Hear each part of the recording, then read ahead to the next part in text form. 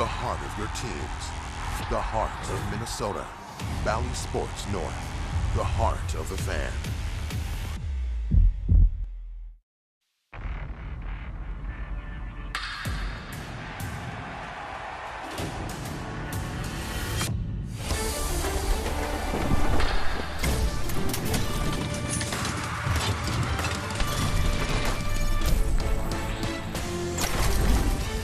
The weather's been pretty good on this road trip. So too has the baseball. Tonight it's Game 3 between the Twins and the Mariners. Twins have already clinched a winning road trip, looking for bigger and better things yet to come here in the next 24 hours. Look at the run production for the Twins since the All-Star break, averaging over 7 runs a game. They got 10 last night. We'll see how many are in store in Game 3 tonight. Dick Bramer and Justin Morneau with you. Trevor Plouffe will join us shortly. As you Twins fans may know, the Twins have a pretty long history of good left-handed hitters. Mauer, Morneau, Oliva, so on and so forth. Well, right now, the Twins lineup features 3 left-handed batters that are among the hottest hitters in baseball. Yeah, there was a time when Rocco was kind of reluctant to stack these guys together.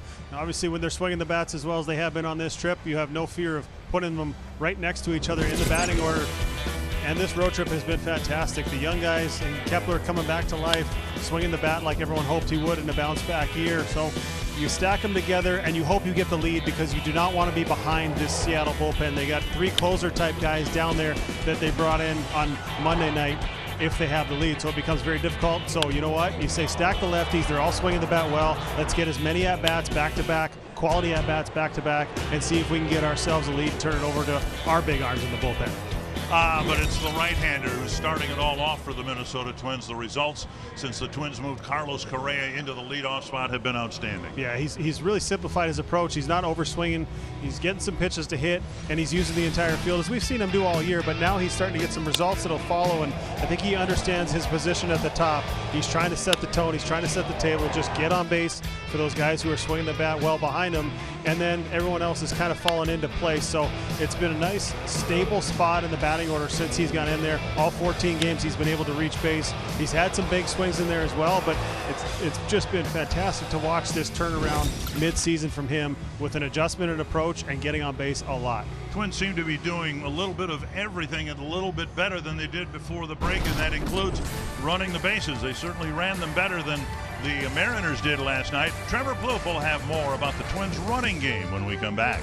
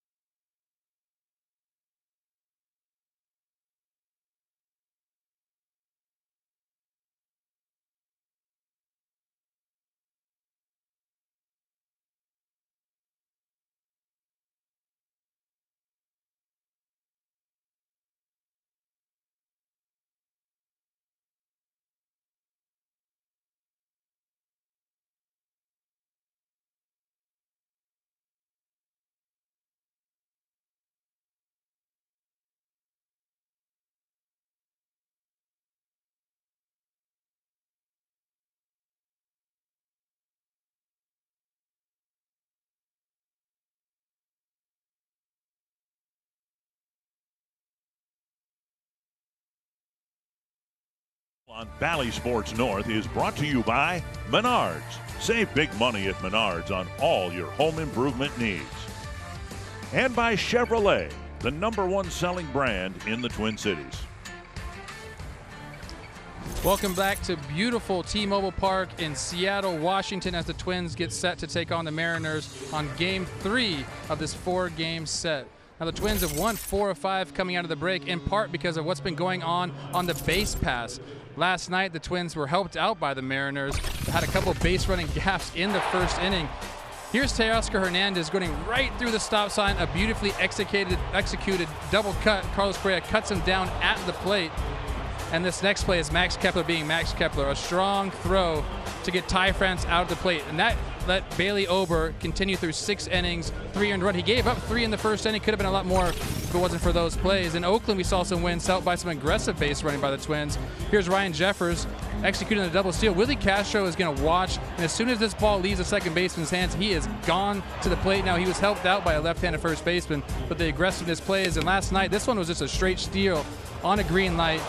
Max Kepler was going to stay home until the ball entered into the outfield, but another example of aggressive base running helping the Twins out to start this second half. They're going to need a lot of that tonight as they go up against Luis Castillo. He's been very stingy with the runs, so if they do get on base, you look for them to try to be aggressive, try to keep going. Kenta Maeda trying to lead the Twins to their 5th win in 6 games. If you're thinking about it, don't you dare change the channel. Twins versus Seattle coming up next.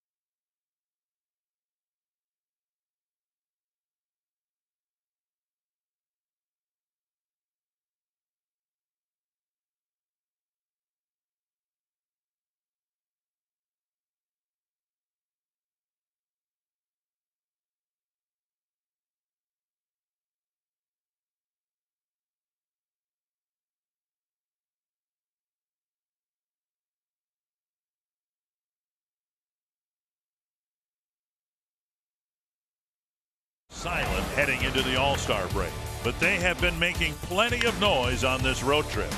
Last night, the Twins' bats exploded for 10 runs in a comeback win against the Mariners. Everybody's been getting in on the act, and hitting has become contagious again in the Minnesota lineup.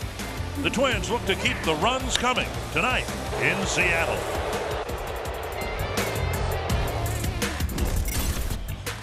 It's not just a high volume of hits, but a high volume of extra base hits. 24 extra base hits on this road trip in 5 games. Yeah, it's gorgeous here. 83 degrees, no bumpy weather like you have had back home. The Menards batting order for Game 3. Correa in the leadoff spot. Julian hitting second, then Kirilloff, Kepler, Wallner, Castro, Farmer, Gallo, and Jeffers. Same lineup as last night with a change behind the plate.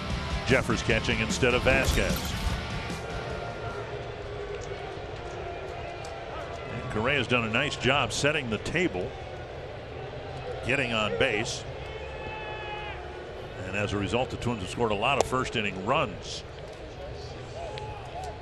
Yeah, your home furniture starting pitcher stats. He'll be facing Luis Castillo. He's got great stuff amongst the league leaders in a lot of different categories.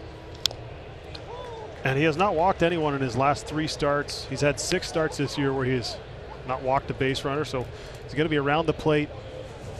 Fastball, slider, sinker, changeup, and not too long ago that changeup was his best pitch. 5 games into this road trip, and 3 times in the first inning the Twins have scored 2 runs. And in each case, Correa started the ball game with a base hit, and the Twins had a good inning as a result. Grounder to third. No base hit this time, and Suarez throws him out, 1 away. And that'll bring up Eddie Julien. Ford defense for the Mariners without Mike Ford in it.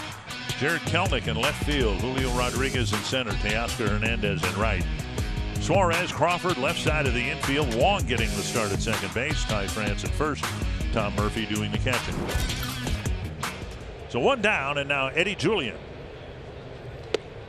Up and away, ball 1. Well, Castillo now has adjusted. As I mentioned earlier, the changeup for a long time was his best pitch. Now it's his 4-seam fastball. He throws a sinker as well. A lot of swing and miss with that 4-seam. Pitches up with it a lot. Average is 96. He's got doesn't have good extension. You know, but it still is effective. He still gets swings and misses with it. He's able to locate it very well.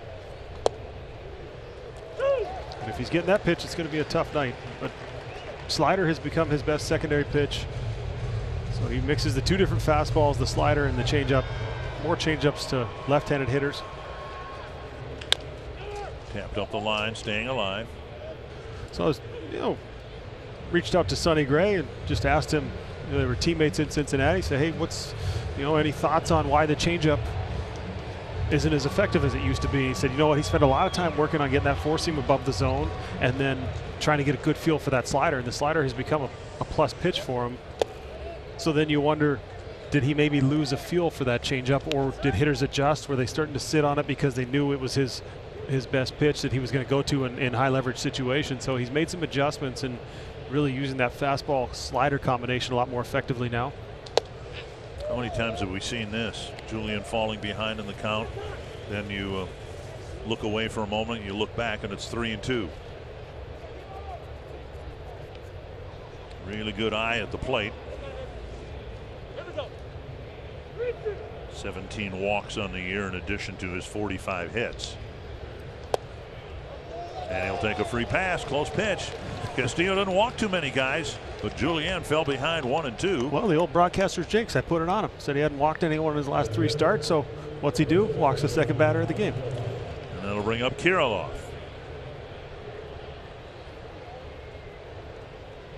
Kirilloff with a couple of home runs on this road trip.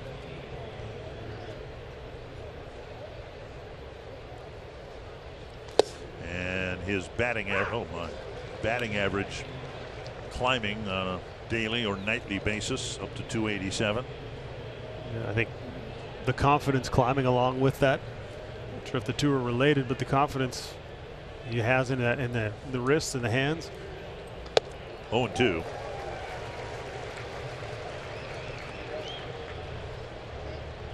See that?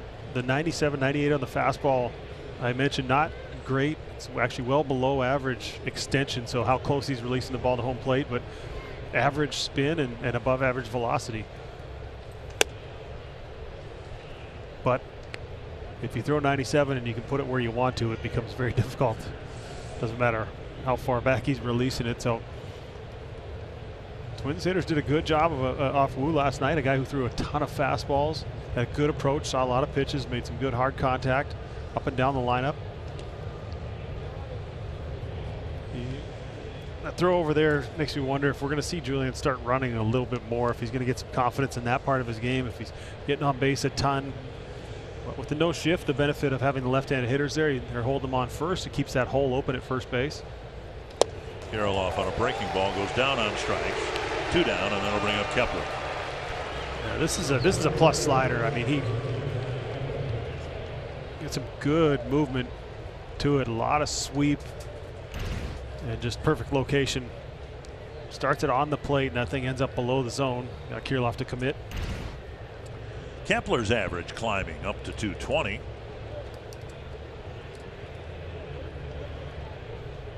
And that doesn't sound like much, and it's well below the team batting average, which is now up to 236. But in his major league career prior to this year, Kepler has been just a 232 career hitter. So he's climbing back to his norm after a disappointing first half. And excuse me, ground ball. And the inning ends with Julian left the board.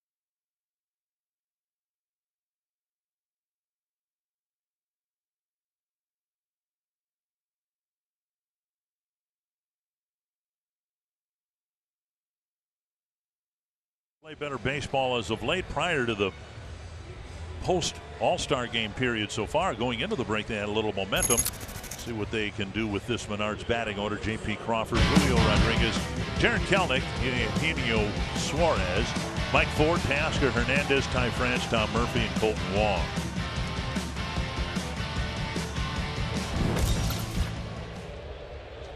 And J.P. Crawford leading things off against Kenta Maeda.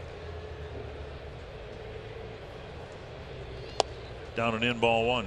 Your home furniture numbers on Kenta Maeda, looking for a bounce back start. A little rough his last time out. His first inning is big. If he can get through this clean, I think he'll go a long way. That's to center, and Castro will play it on a hop. Not hit well, soft line drive, and a leadoff single for J.P. Crawford. Twins out in the field, brought to you by Ford. Joey Gallo in left, Willie Castro in center, Max Kepler in right. Farmer at third, Correa, Julian, Kirilloff, and Jeffers surrounding the mound.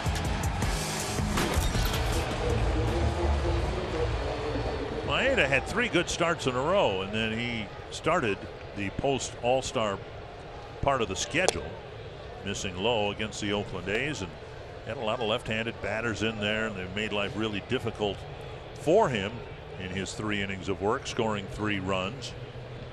He walked 4. His command wasn't sharp. Half-hearted swing by Rodriguez, 1-1. Well, he wants to hit after the day off, going up there aggressive. He's actually been one of the most aggressive hitters in all of baseball. Pitches per plate appearance right around 3.5, below league average. And another one, 1-2. So it's sometimes as a young hitter you end up trying to swing your way out of trouble or swing your way back into having a good year, and I think sometimes it can have the reverse effect on you. Sometimes seeing more pitches will get you back, but he just wants to hit so bad. He wants to do well. A lot of pressure, basically the pressure of the franchise is on him to carry this team again like he did last year. And so hard as a young player when the league and you're facing experienced guys. You face a guy like Maeda who's been around, a ton of experience in Japan, then a ton of experience here in North America, and you're facing these guys who can just execute a game plan. For young players, sometimes it's challenging to make that adjustment. Down and away. We first saw him at the very beginning of the season last year. Remember, the Mariners came to Target Field, and there was a lot of hubbub about this young man and how the projections were so high for him. He got off to a little bit of a slow start last year, but obviously finished awfully well. There's a swing and a miss and a strikeout. Hit .284, 25 doubles, 3 triples, 28 home runs, 75 runs batted in. Not bad for a rookie. Yeah, and I think he's getting caught trying to replicate that as opposed to just letting the game come to him. He's chasing it a little bit, and then here Kenta got him to take some check swings to chase the breaking balls below the zone. And going over the scouting report for Kenta, it's just he almost throws the fastball whenever you're not looking for it. He kind of lulls you to sleep, mix that split and that slider, and then sneak you with a fastball. Well, there it is right there, right down the middle for a strike. Yeah, whether he was taking or he was looking off speed, I'm guessing he was just taking all the way, just trying to have a look at one. But you do that, and then you go, why was I taking right there? That was right down the middle. The 3 good starts in a row were against Detroit, Atlanta, and Kansas City, covering 17 innings and only 3 earned runs allowed. Yeah, say what you want about Kansas City struggles, but Atlanta's the best offensive team all around in baseball this year. Ground ball, they could get 2 here. 1 and 2. That cleans up the leadoff single, and Maeda faces just 3 men in the first.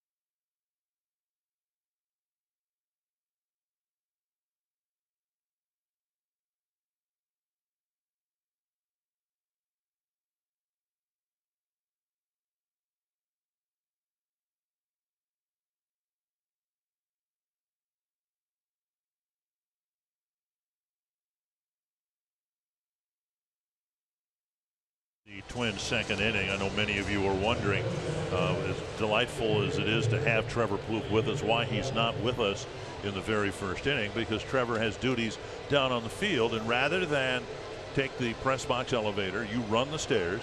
You're still in great shape, and we appreciate the fact that you're here, but we do want to give you some time to run up the stairs and then catch your breath before you come on the air. I appreciate that. I'm happy to join whenever I can, so to be able to be up here the 2nd through the 8th innings is a treat for me. It's been fun, and we have one more game together before a little extended break. So I think we established last night you're slightly faster than me, but not slightly fast. So yes, need to make sure we give you time. A little bit below average in that regard. What's interesting though is we give you a 1-inning cushion to get up the stairs, but then you leave after the 7th, and for some reason you need 2 innings to go down the stairs. We're gonna have to talk about that. You know, maybe going forward, I just take that. All I need is a half inning. That's what I think. Okay, all right. Here's Wallner now with a 2-1 count. Second start in a row for the Forest Lake native. Swing and a miss. 2-2. That's a pretty good slider. He's got some. Throws it with conviction.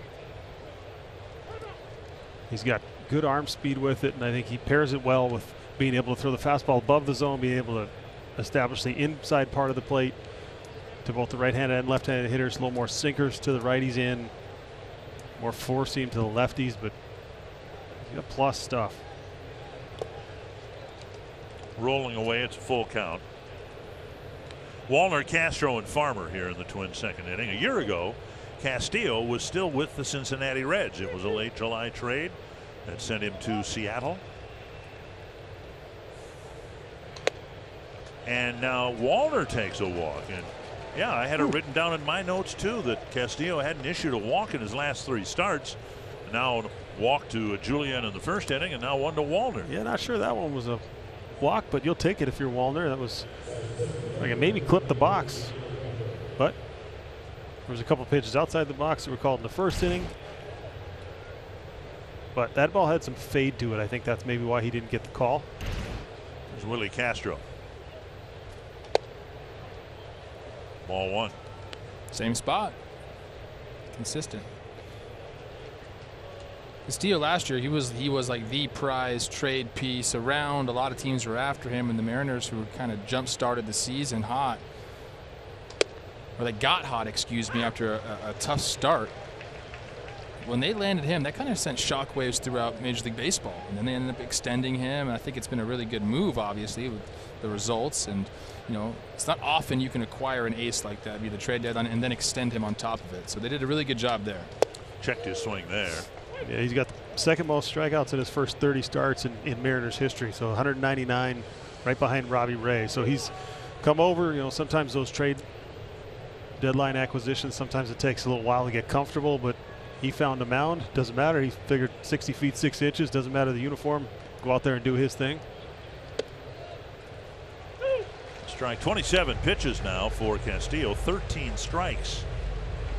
I think this is part of what we've seen on this road trip. Run some deep counts. Twins looking for their pitch, being aggressive with that pitch, and if it's not there, they've been able to lay off. Castro takes his time out, but it's a team approach is what it looks like. One at bat, kind of feeding off the other. Had a really good approach against Logan Gilbert here 2 nights ago. 2-2. And at the knees, a called third strike. And that'll bring up Kyle Farmer. I wonder if Castro recognized this and thought it was going to be below the zone. This is the changeup. That's nasty. There's not much you can do with that. He just grips that thing so deep in his palm, and he whips it with that good arm action. Makes you think it's going to be a fastball and just kind of dives away. And Farmer takes a fastball down the middle for a strike. I think that's what makes him so tough as a pitcher, is that arm action that he has on all of his pitches. Makes it difficult to decipher what he's throwing out of the hand. And a base hit right field. Shoot now. Yeah. Wallner to second base. That's a shooter. That is a shooter, because that looked like what he was trying to do. And former teammate in Cincinnati as well. That is shooting the ball the other way. That's letting it travel. You see that little smile on his face. This ball ate him up a little bit. You saw the pine tar fly off the bat. He got it down the handle, and that side of the field's open, though. They take what they give you, especially, you know, there's certain guys you could try and go deep on. There's certain guys that are a little more challenging to do that. It's the old adage, you know, just take what they give you, and sometimes only a single's available. Out in front, strike one. And Castillo's given up more than his share of home runs, 17 of them allowed so far this year. 1 strike to Gallo. A couple of home runs on this road trip. 1 in Oakland, 1 here. Checked his swing and took a ball. That was a good take there. Like he committed and then had enough strength, enough time to recognize it. It was not the fastball he was looking for. It was a changeup fading off the plate.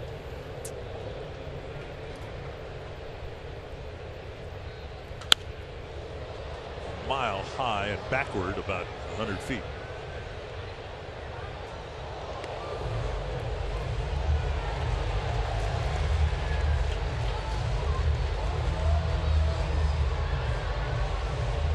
Watching Farmer over there at first base. Ty France is completely backed off now. He should be able to get a sizable lead. You know, give himself a chance to get in there on a double play, maybe beat something out. Down and in, missing. Talked a lot about base running on this trip. Good base running, bad base running. It's definitely influenced the game quite a bit in these first however many games we played now. 5 games. Another check. And it's a full count. Really made Castillo work so far here. 35 pitches and 18 strikes. He's already walked 2.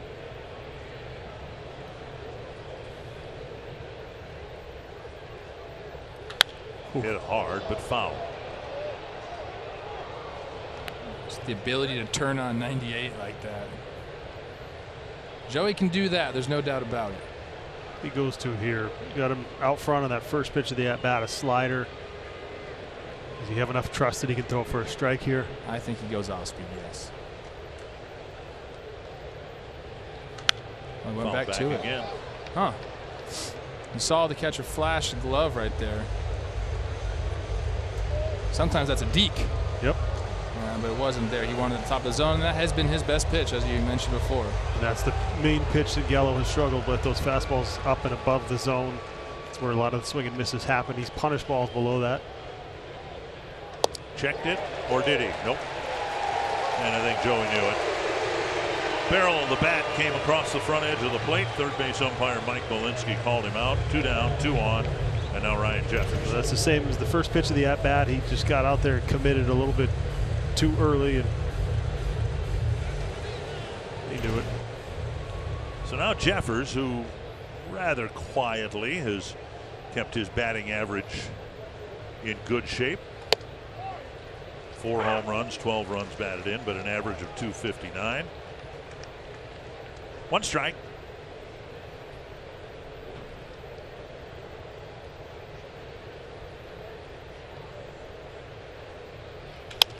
Roller up the middle, and it'll bleed through. Wallner around third, and Jeffers delivers a 2-out RBI single. About that time in the dugout, we go, Barrel's overrated. Barrel is overrated. Hit it or they ain't. But think of how this inning was put together. A walk by Wallner, and then Farmer just shooting one the other way, letting the ball travel. He got beat, not 100 miles an hour off the bat. This one got in on him just a little bit as well. You see that fastball running in, but the approach through the middle of the field, and the good approach gets rewarded with a run being driven in. There's no panic in that swing, and he wasn't afraid to let it get deep and get beat a little bit, and got a result that he wanted. 4 balls were put in play first time through the batting order. The 2 base hits, and then a ground out, 2 of them in the first inning. And I've got Castillo with at least 2 broken bats. He'll do that a lot tonight, I suspect. When all that really matters is the Twins have the game's first run. That's right. They say they all even out. What do you feel about that, Morning? Sometimes I felt like I maybe was a little unlucky. They never even out. You get more line drives than you do soft hits. 1-1 to Correa. Nope. And the pitch is called a strike, I believe. 1-2. 2-1 instead of 1-2. These are the ones where you really have to be mentally tough. You have to just fight your way past it, understanding how much better it is as a hitter to be ahead in the count than it is behind the count. The numbers prove that. Well, you make a good take and you want to be rewarded for it, essentially. And now, like you mentioned, you're down 1-2 and one of the worst counts you can get into instead of 2-1. It's tough, but yeah, you're right. You have to have the mental fortitude to just work past it, continue with the at bat. Good take. So he gets 98 in, running it on his hands. Whether you consider that the strike zone being established in there, or you consider, hey, that wasn't a strike, I don't want any part of that pitch because I'm not going to do anything with it. He was able to lay off that last one. Up and in, and another 3-ball count with Julian on deck. You know, being around Carlos now, being around him in the clubhouse, on the field, he's one of the more mentally tough guys I've seen in this game. To be able to handle, the boost from the crowds, all that stuff, he does it, and he just continues to work, and man, it's impressive. Swung on and missed. 98 ends the inning. But the Twins get a leadoff walk and turn it into a run.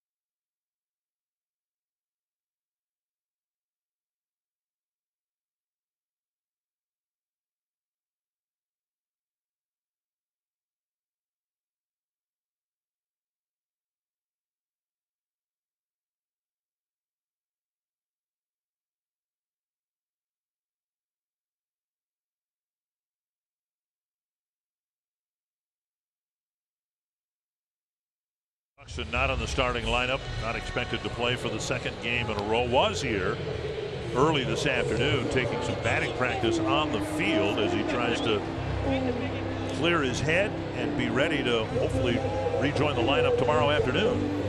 Yeah, like Byron's going through it as a hitter, and this is not something that's new to him, or that's not uncommon in baseball. We talk about all the time how hard it is to be an offensive player in this game, and talking to Rocco, he said the one day off thing sometimes just isn't enough, and I totally agree with that. There is still that sense of anxiety maybe that you would get knowing that you're going to be in there in the next game when you might need a little extra time.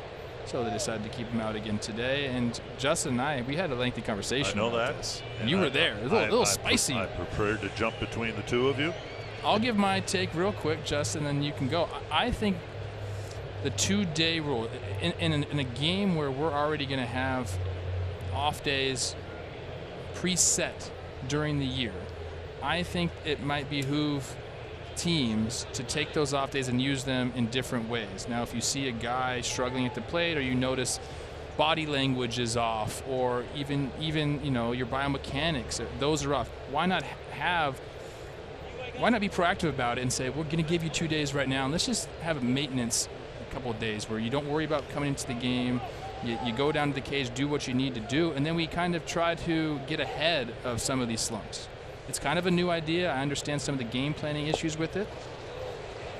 Quick strikeout of Suarez, one away. But if we're already going to have off days set, I think this might be a better way to use them instead of just kind of randomly saying, "No, you look like you need a rest right here. Here's 1 day."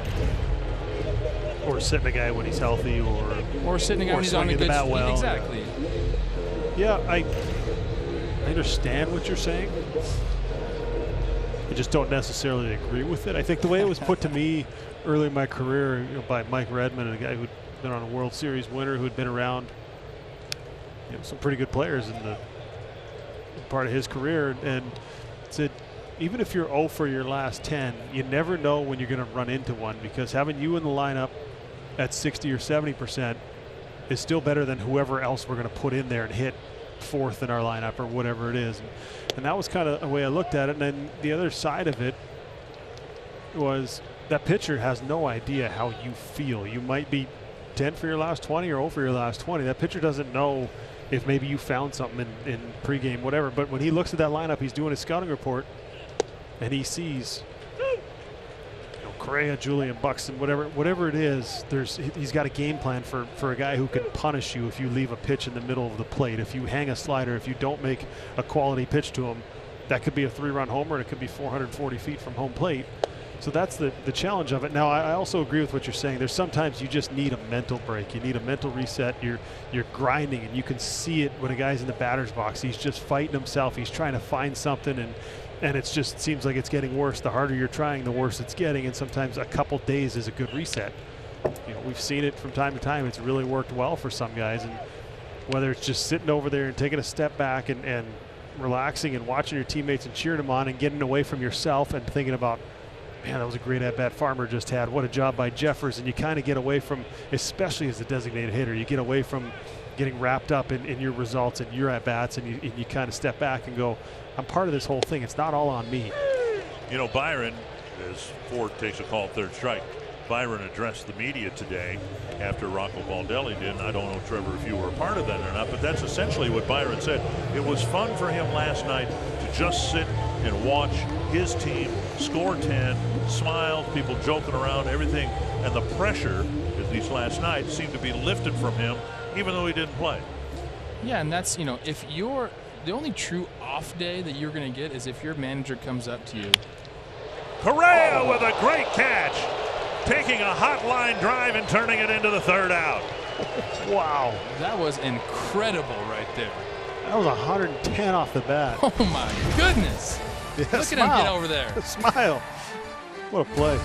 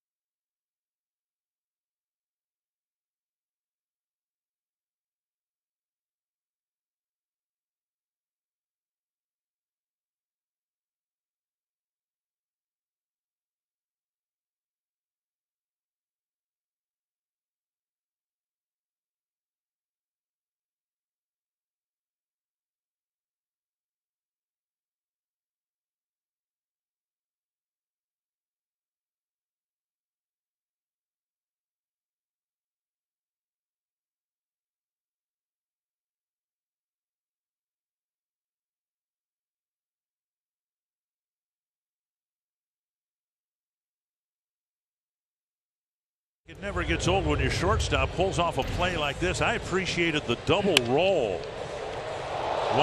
2. I mean, Max Kepler, when he tripped over his bat, only did one roll. So I think the second roll was to prove to Max that he could be a gymnast too.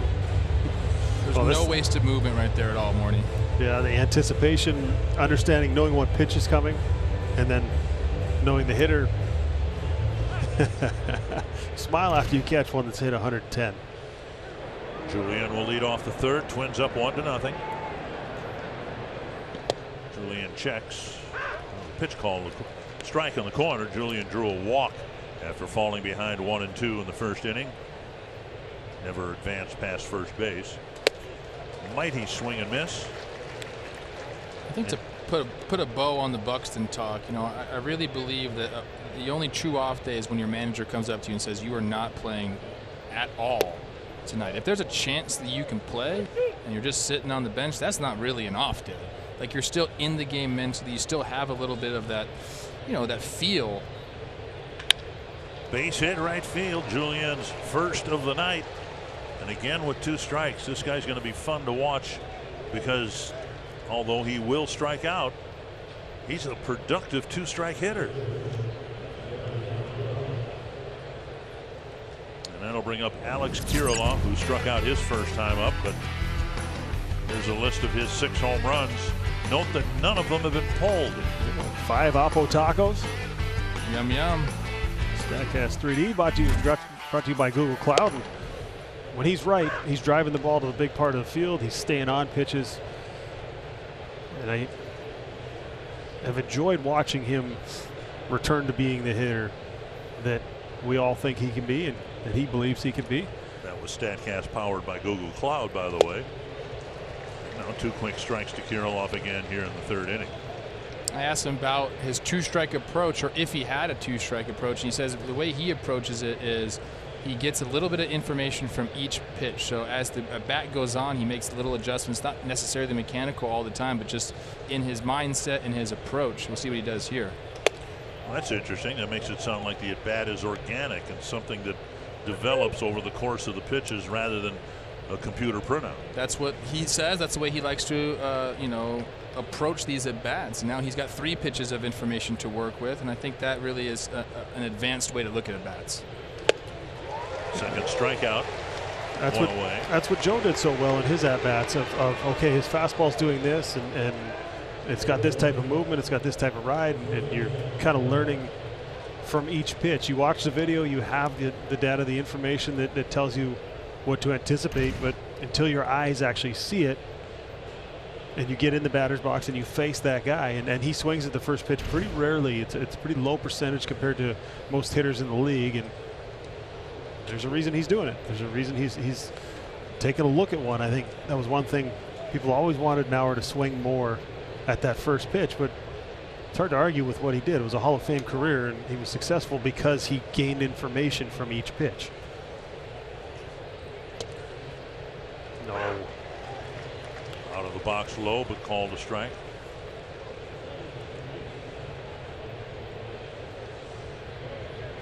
In the minor leagues, Julian has been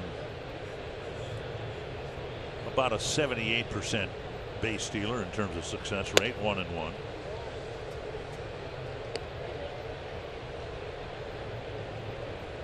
So what would you say the formula was for success at the minor league level? If a guy has a 400 on-base percentage, didn't you say it was, you expect like 70% production? Oh, someone told me that one time. I don't know how much I believe. 80%, I believe they said your numbers from the minor leagues. Which is like impossible to tell. I mean, that's obviously on the average. Some guys are going to exceed that. Some are going to be well below that. But I think there's so much predictive and so much assumption going on. Sometimes you just got to let the kids play and go out there, and you never really know who's going to become an all-star. You can anticipate. Popped up, it'll reach the seats. But this is what I said before we came on the air. We were talking about this, Dick. I said, if everybody knew everything that was going to happen, it would be a whole lot easier to build a World Series winner, wouldn't it? You play the percentages and you look at it, but in reality, why would we even play the game if you know what I mean? Exactly. What's the point? It's human beings, and you never know what somebody's capable of. It's amazing what happens, how people deal with adversity. That is a nasty pitch. down and into a left-handed batter. The Twins, with the switch hitter Castro, have 5 straight lefties facing Castillo, and he's got another strikeout.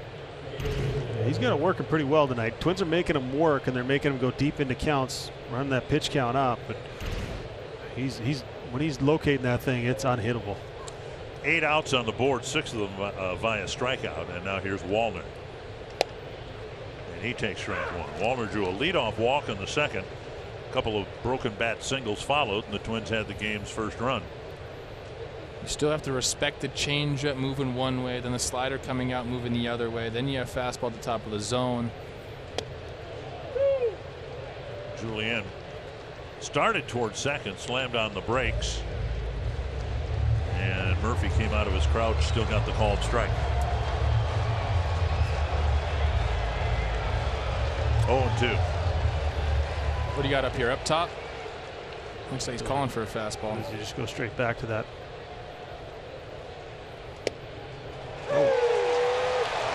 3 strikeouts, 7 already in the game for Luis Castillo, but he's behind 1-0. Last night's Twin starter Bailey Ober will join us when we come back.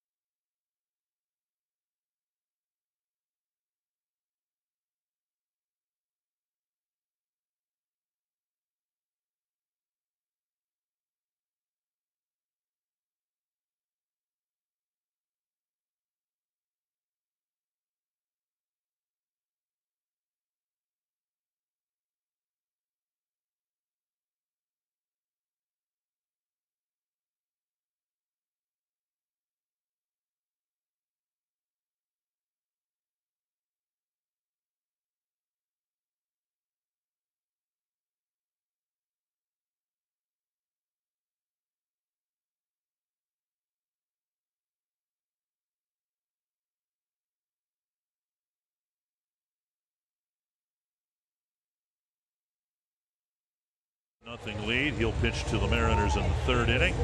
Bailey Ober, who started and won last night, his 6th straight quality start, nice enough to join us. Bailey, it was a rough first inning for you, but what happened between that first inning and the 2nd inning last night? Yeah, I mean, it just honestly, Pete Mackey, our pitching guy down here, kind of challenged me. He said, "Show me what you got. Go back out there and show me that you can keep going and go deep into the game." And that was kind of like the mental adjustment. And then kind of on the physical side, we started throwing fastballs in a little bit more. The ball hit hard to center, but Willie Castro is right there for the first out. So do you think that the long layoff in between starts had any impact on how you started that game? Do you think there was just not quite the same feel that you had to get going? Yeah, I would say the feel's maybe a little bit off, more execution based than kind of velocity or movement on my pitches. I felt like I was a little erratic, and I was a little erratic down in the pregame bullpen. So kind of coming into the game, I was really focusing kind of just throwing strikes, and they kind of jumped on me in that first inning. Julien waits, and a quick second out. So at a start like that, you know, probably the worst start to a game you've had in the big leagues, at least in the first inning.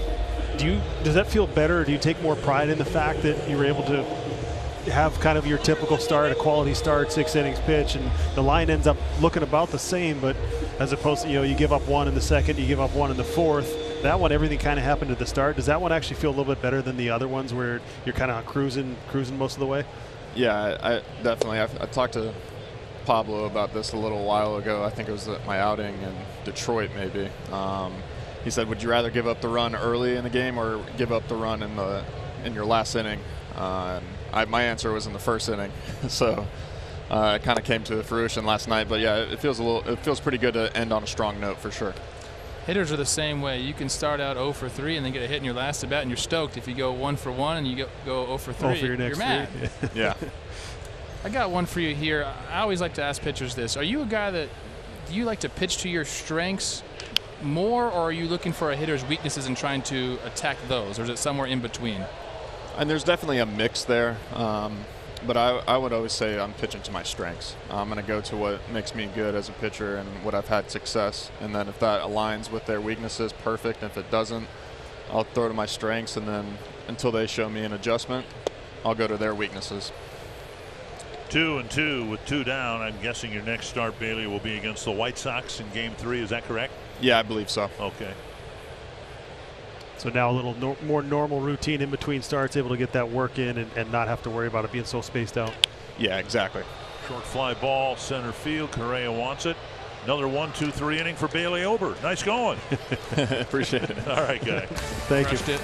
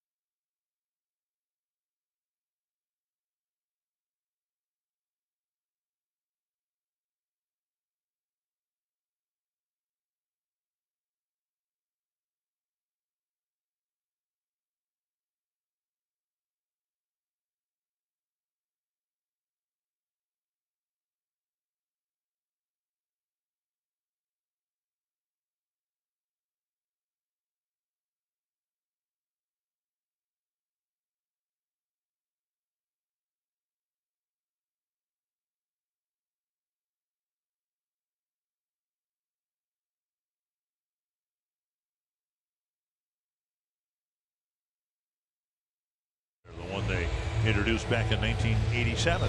The ever popular Flex Plan is available in a variety of sizes and seating options for 2023. You can receive mobile vouchers to redeem for the games of your choice, and every Flex Plan comes with a Target Field food and beverage discount up to 20% off. Log on to twins.com/flex to learn more. There's the TC I grew up with. Here's Willie Castro. Swung on and missed. Called out on strikes his first time up. And yet Castillo has 9 outs through 3 innings, 7 strikeouts. Twins took advantage of a leadoff walk, and now a little pop fly short center. Hustling in is Rodriguez, and that ball's going to drop. And Castro will have a base hit, a near collision between Crawford and Rodriguez, and it's another soft single for the Twins. Yeah, this is something that happened in the last series. Scott Service was asked about it, where near collisions between the outfielders and the infielders. And Cliffy, the thing that you are taught as an infielder goes low and the outfielder stays high. Well, honestly, this is one of the harder plays as a middle infielder, as a corner infielder. When you're going out there, what you want is to get back to the spot, and you hope someone calls you off, really, in this situation. But sometimes it's hard to hear. Sometimes, a guy running in like Julio doesn't have a beat on the ball, so he's not calling it, but you're hearing footsteps. There's a lot of things that can go wrong there. But I think as the infielder going out, you want to stay high, let the guy coming in dive for the balls.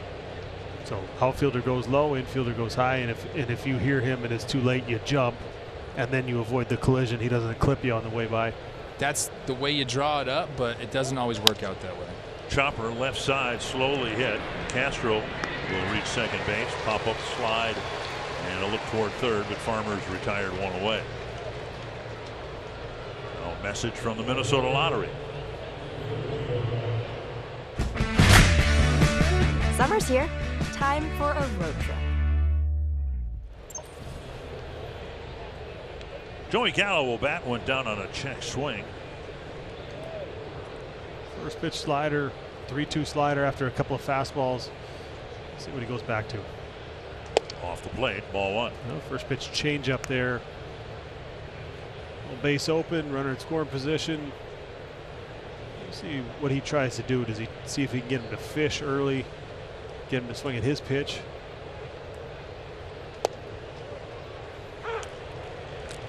1-1. His ability to locate all those pitches is tough. I mean, that's why he's getting these strikeouts.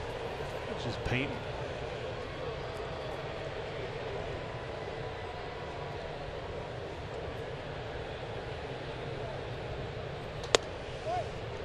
Two and one. But even the misses are. There hasn't really been too many misfires. Maybe on the off speed with the fastball, it's a ball or two above the zone, a ball or two in or off. He's been around the plate with that. This is his 70th pitch. Fouled away. That was a mistake. I was just about to say, when he's missing, he's not missing in the zone, he's missing out of the zone. That one right there, Joey wants that one back. He saw a little hesitation in the swing. There was a little that pitch recognition that happened. He got his foot down and then he recognized slider and he was right on it. He just fouled it back.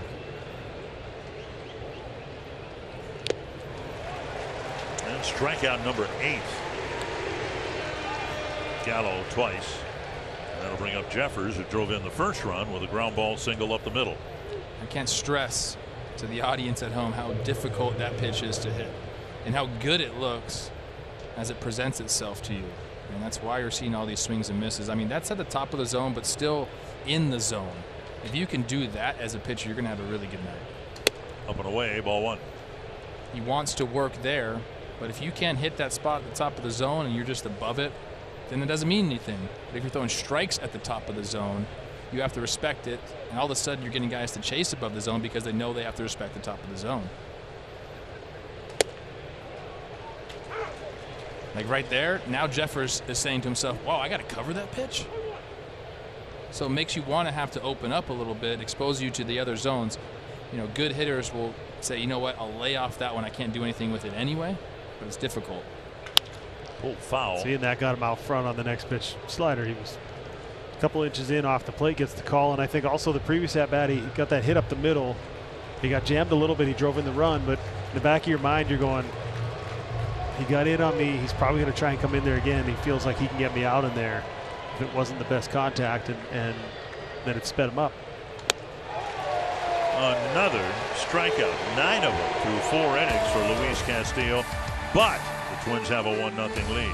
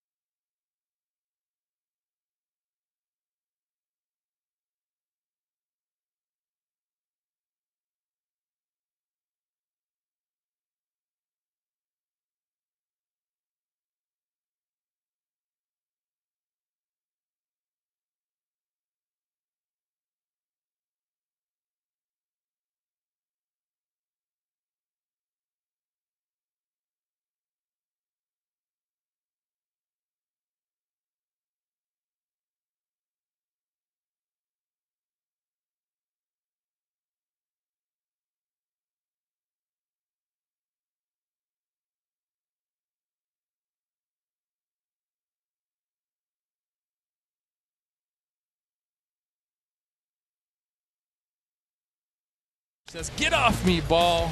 Back up the middle. Wallner scores. That gives the Twins a 1-0 lead in the second inning. And Kenta Maeda has been absolutely electric, efficient, however you want to say it. He's faced the minimum through three strikeouts, only 28 pitches. It's 1-0 Twins in the bottom of the fourth. And he'll face the top of the order again. J.P. Crawford, Julio Rodriguez, Jarred Kelenic. A really good bounce back so far. You know, a lot of people were wondering, well, hey, just 3 innings and just 3 runs, but it was the pitch count as much as anything else against Oakland. 80 pitches. This from a man who had a season high 88 pitches thrown in his first start of the year. Ground ball second. Julian backs it up into a slide. Looks like he's working on his throwing and being more assertive with his throws, putting a little hair behind it. Yeah, he's been working on his defense a ton. We saw him out here taking ground balls, early work, taking ground balls during BP. This has got to be satisfying. As good as he's been offensively, he's still continuing to work his tail off out there defensively. And you're right, he had plenty of time but made a good, strong throw. Here's Rodriguez. Swung on and missed. A quick strikeout victim in the first inning. And Maeda's got 3 strikeouts along the way, but as Trevor pointed out, he's faced the minimum, giving up an opening base hit in the first, but then the double play grounder that wrapped up the first inning. 1-1. I thought Julian gave such a cool answer. He was asked in the clubhouse the other day, like, about his defense and what work he's been doing, and if he thinks he can improve defensively enough to be a stalwart there, a guy that they don't have to take out for a defensive replacement late in the game. And he point blank says, absolutely, I'm working at it, I'm going to get better. And it was an easy answer, but a confident answer, and something when you look at him when he says it, you believe it. 2-2. And I'm on record as saying you can improve defensively through repetition. He's putting the reps in right now. He'll get more comfortable. It's just about getting those reps, and then also some game reps too. You have to be able to play in the game and allow yourself to get through some games so you know you can do it. Yeah, you can replicate all you want, but seeing those live hops coming off the bat, 104, 105, 110, whatever it is, hard hit balls, soft hit balls, balls with kind of some side spin on them where hitters get fooled or get jammed. It's more you see them, the better you get. Fouled away, still 3-2. I saw him this winter. I had a great conversation with him. Talked to him about how visualization and I used to fall asleep taking batting practice. That was kind of what I did every night. I was just ball to left, ball to center. That was my obsessiveness. And he said that's what he did with defense because he wanted so badly to get better defensively that was his focus over the winter. Because he was up in Quebec and didn't really have anywhere to go outside to take ground balls. He was in a facility, but he was mentally working on his defense. That's how much he takes pride into how much better he wants to get. It was amazing to hear a young player say that. Right down the middle, taken for a called third strike. 11 outs in 11 at bats. And Kelenic will bat with 2 down here in the fourth. Shorter ball games call for shorter beers. Stream your favorite team live on Bally Sports and long live #ShortBoySummer. Is that real? I just read it. It has to be real. All right. 2 down and now Kelenic. You guys got my address. 1 strike to Kelenic. You mean to tell me, Pliffy, you never practiced hitting in your sleep? No, I never fell asleep thinking about hitting it, got to be honest with you. 0-2. Seems completely normal to me. The difference is, Dick, between Justin and I is that was a dream for him. That was like a lullaby. For me, I was like, that's a nightmare. I got to get away from that. Save for a couple of years. For all these years, I've been counting sheep. Yeah, that was how I caught my mind. I sat there and I hit, and I knew I was struggling when I would do that as I was going to sleep, and I was popping balls up to short. And oh my gosh. Lifted foul. Well, those of us who've never played have always had the nightmare of, we're running in quicksand out of the batter's box. I'll bet you real baseball players never have that nightmare. It wasn't a nightmare, it was a reality. Yeah, we talked about that yesterday. Warren's the slowest guy in this booth. 2 strikes. Oh, what an inning for Maeda. He has another 1-2-3 inning with a couple of strikeouts along the way.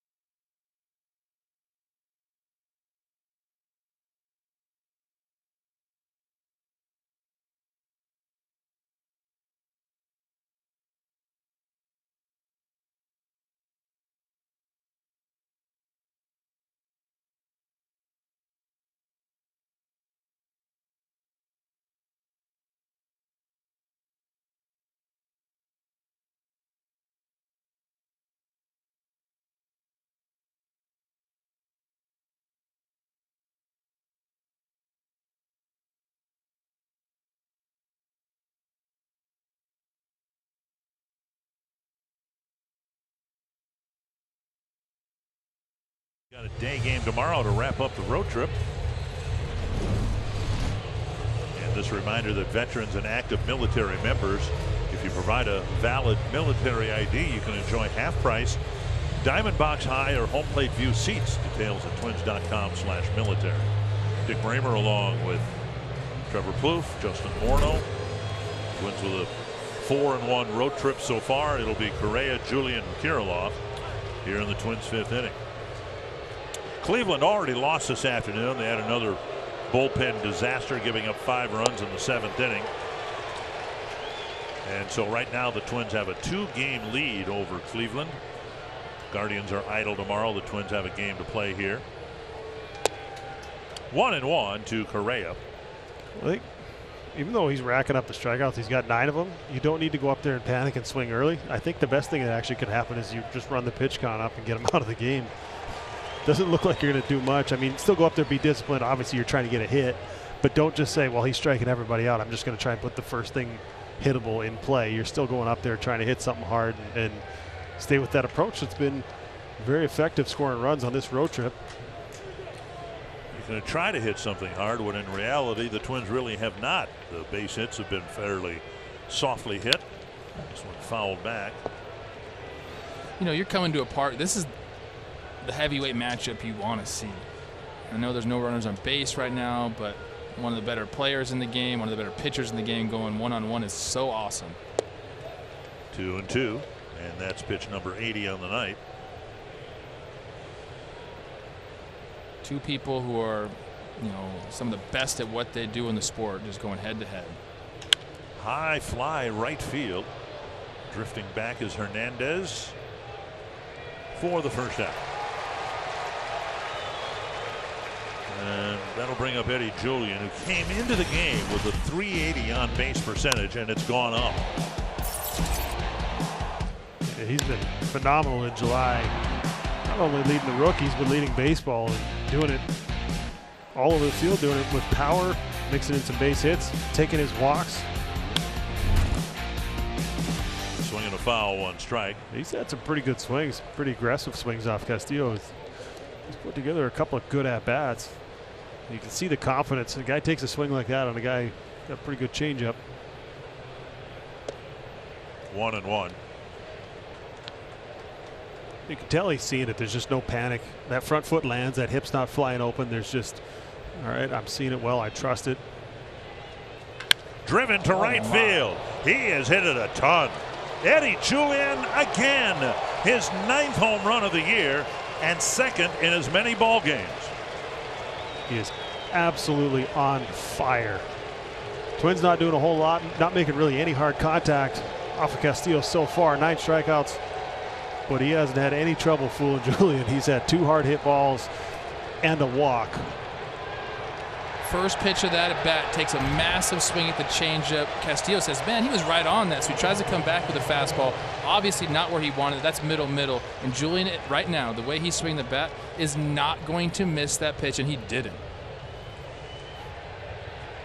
He's unbelievable right now. As good as anybody in baseball in the month of July, just continuing to carry this offense. Ball 1 to Kirilloff, who has struck out twice. Can I pull back the curtain on Julian just quickly? He lost his bag on the way here, or the way to Oakland, excuse me. The airline lost his bag. So for the first few days of this road trip, he only had 1 set of clothes. I guess he didn't want to go buy clothes. Not sure how that worked out, but maybe he needs to keep those clothes. Start wearing those every day. But if you know it's me, you'd be. That'd be a one outfit the entire road trip. I think he finally went and bought a few T-shirts here in Seattle, but okay. I might advise against wearing them. Holy, he's locked in. Don't change a thing, kid. Strike called, and it's 2-2. He knows it too. In the best way possible, he knows it. Give me that attitude all day long. I love it. Kirilloff tops and taps it. Foul. Well, sometimes as a young player, all you're looking for is an opportunity. Not sure where that opportunity was going to come with this roster, with Polanco, the established veteran there, with bringing in Farmer, you have Correa, you bring in Solano. where were the at-bats going to come from? And Kirilloff having a tough night with 3 swinging strikeouts, 2 down. But they cracked open that door and he just kicked it open, and now it doesn't look like he wants to give up any of that playing time. It has been a joy to watch that young man hit. It does not seem like he's 23 in his first tour in the big leagues with less than 200 plate appearances. And now Kepler with a drive to center, and he's hit it a ton. That ball is back and gone. Kepler with his 14th. And it's 3-0 Twins.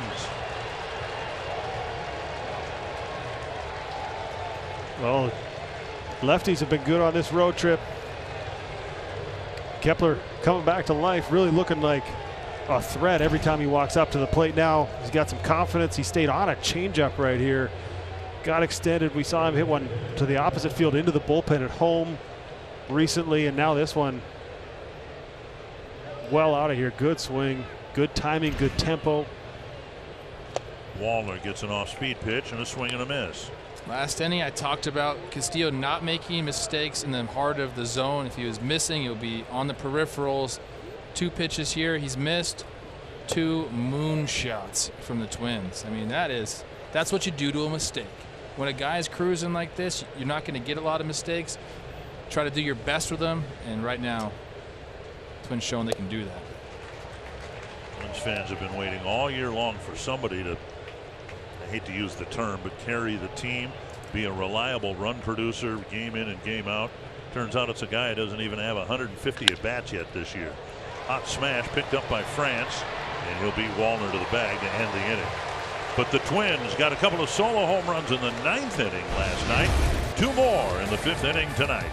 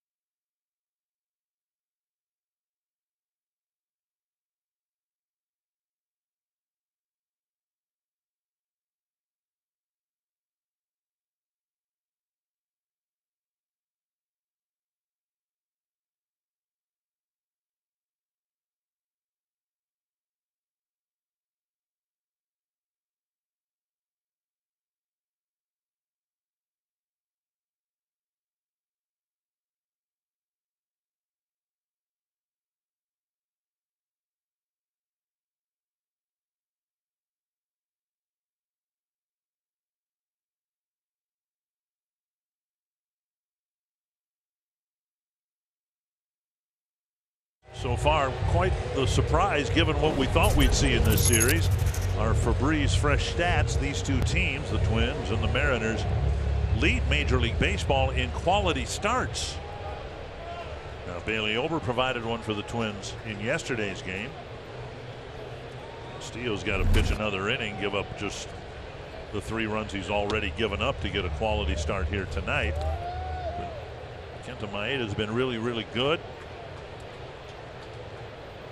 Nearly 4 perfect innings. Or 4 nearly perfect innings. Do you feel like it should be a quality start if you don't win the game? You've done your part as a pitcher. Can't control the offense as a pitcher. Get up. Correa waits. Another broken bat for an out. 1 down. This one a little easier than that one he had earlier in the ball game that was 109 miles an hour that he made a tremendous play on, but he ate him up right there. He uses his fastball so effectively. These hitters just lull him to sleep with the split slider, and then pops that fastball in there, and even though it's 91, he's still breaking bats and eating them up. Just off the plate, ball one. Approaching Maeda is almost like facing R.A. Dickey. When he had his knuckleball going, you had to respect the fastball. You had to kind of track the knuckleball in. It was tough to read which way it was going to go. Popped up, out of play. And then the fastball just kind of blow you up a little bit because you weren't expecting it. Imagine getting in the box against Maeda that way, where he has the splitter, has the slider. Those go opposite ways. Then you still have to respect the fastball. It becomes a guessing game. And if he's hitting his spots and locating, it's night time. 1-1. Now 1-2. Well, Bailey Ober admitted when he was with us earlier tonight, I think we suspected as much last night, that the long layoff between starts for Ober impacted his first inning. Well, let's cut Maeda the same slack, because he had 10 days between starts before and after the All-Star break. He pitched on the 4th of July, and then in Oakland, the first game out of the break was the 14th. So, yeah, that he wasn't as sharp as he was in his 3 prior starts is probably perfectly explainable. Consider the slack cut. I'm with you on that one. 2-2 to Ford. Wow. Some really ugly swings and another strikeout for Maeda. Yeah, this one is an emergency hack. Which way is the ball going? Uh-oh, went that way. I'd like to see a replay, because I don't think he was even close to this pitch. Yeah, that's a good split in the zone. He's shown enough fastballs to make the hitters think about it with 2 strikes. He's seen him blow up a couple guys, and all right, I'm not going to get beat. I'm not going to miss that fastball in zone. And then you got fooled badly. The game started with a base hit off the bat of Crawford. Maeda got his double play grounder off the bat of Kelnick. It's the only base runner he's allowed. He's been working from the stretch throughout, or from the windup throughout, I should say. 1-1. Mike Ford on that strikeout swing, he knew about, I don't know, half a second into his swing that he was in a strikeout. That's a lonely feeling at the plate when you know you're going to miss the ball. You haven't even finished your swing yet, and you're like, I just struck out. Shoot. 10 to 15 first pitch strikes for Maeda. And now 1-2.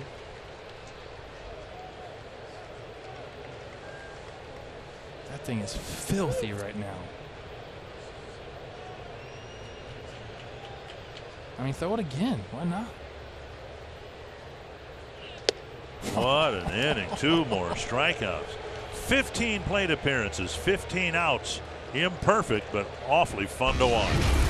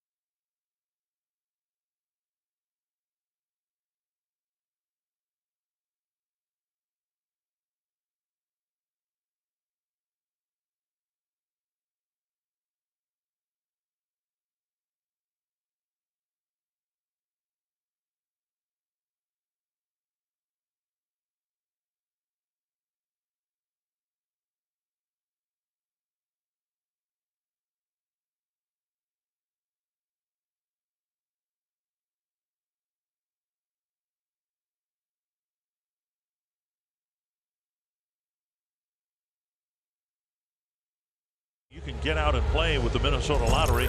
Tune into the next Twins home game. Find out how you could join the Minnesota Lottery Winners Circle and win $50 in scratch tickets. We have a mid-afternoon game Central Time tomorrow. Twins returning home, 3 games with Chicago, then 3 games with these Mariners. Willie Castro will lead off the 6th against Castillo. A high fly right field, got under it, and plenty of room out there for Hernandez for out number 1. And that'll bring up Farmer. Now the difference between that pitch or fly out to the right fielder and what Eddie Julien was able to do is just the location of this fastball. This one in a little bit more where he wanted it. Really not able to get extended on it. A good swing though. Farmer with a single and a ground out. Hey, something neat happened yesterday that kind of impacts Twins and Twins fans, and it didn't happen anywhere near here. In the late 70s, the Twins had a prospect by the name of Randy Bass, and you probably never heard of him, but Twins fans who were around back then remember him. Foul back. Randy Bass bounced around in the big leagues a little bit, only had 19 at bats for the Twins and only 2 hits. But then he went to Japan and he won a couple of triple crowns over there. Ball hit to the right field corner. Hernandez makes the catch, out number 2. Well, last night, Alex Ramirez and Randy Bass were inducted into the Japanese Baseball Hall of Fame. They're the first non-Japanese players to be inducted into the Hall of Fame, and just a footnote in Twins history, but he came up through the Twins system and played briefly for them in 1977. That's pretty cool. It is really cool. That's a great league over there in Japan, and Gallo swings and misses. Produced some really good players, obviously. They've been coming over more and more. Watching play Major League Baseball. Watching Tom Selleck and Mr. Baseball always made me want to play over in Japan. That was fortunately got to go over there and play after the season. We get to face Shohei, got to face Kenta, to face some and we got beat up pretty good. It was a great experience. Gallo takes up high, 1-2. It was so interesting to me, completely silent when their team was hitting. Wanted the players to be able to concentrate, and then loud when you were hitting. It was really interesting. Castillo has his first and likely only 1-2-3 inning tonight.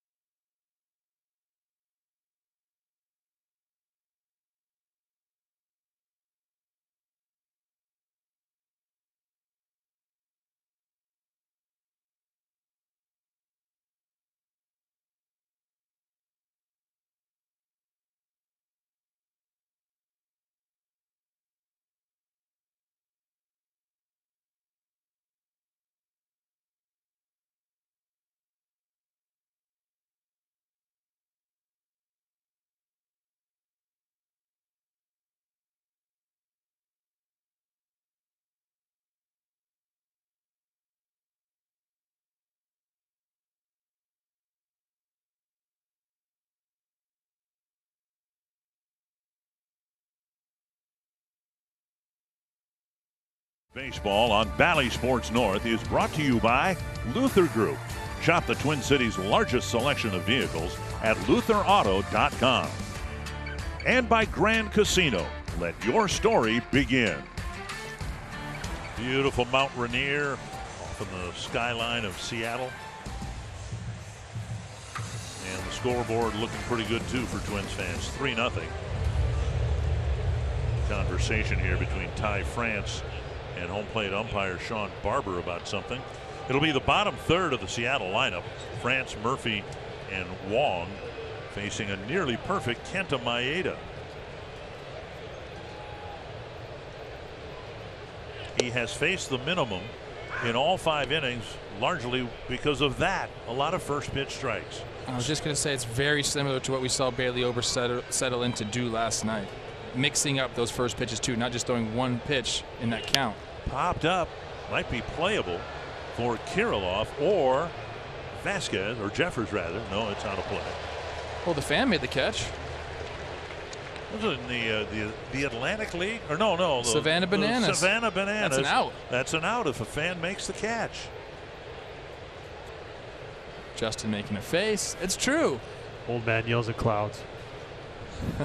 Yeah, exactly. 2 strikes to Ty France. Hit a liner to Willie Castro his first time up. I haven't watched, so I don't know. I can't judge that, but I hear good things. We've seen a lot of that today. 92 miles per hour from Kenta Maeda, a spike in his fastball velocity.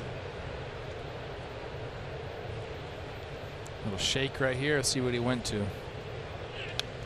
Almost got another strikeout. I think back on the routine, 5 days instead of that long layoff, you kind of build through 80 pitches, but through 3 innings. And obviously a lot of high leverage pitches, a lot of traffic. Didn't have as good command, but was able to kind of get back into that routine. Like Bailey said, he knows when he's going to make his next start. He's going to have that regular rest and everything in between. That's strike 3. And France just walks to the dugout, touches the grass. He's out. 1 down. 8 strikeouts now for Maeda. A quick word from Gertens. Bring your outdoor vision to life with Belgard and Gertens. Shop hundreds of Belgard paver bricks, walls, and fire pits at Gertens in Beaver Grove Heights. And there's a matter of the pitch count. As you see, Maeda's only thrown 58 pitches to get 16 outs. Center field and deep.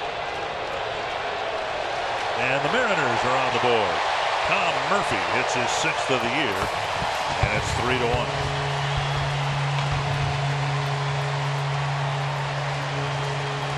Now, sometimes you leave a pitch over the heart of the plate, hitter puts a good swing on it, nothing you can do. I think this is a great time to see how Kenta bounces back after that. I was just about to say, these Mariners are going up there guessing right now, and it's not a great place to be as a hitter. Now, Murphy put a good swing on the ball. I don't want to say he just guessed and got lucky there, but there is a possibility that he guessed and got lucky there. I'm curious to see how Kenta responds. Ball 1 to Colton Wong. It'll pop up to short center field, gathered in by Correa.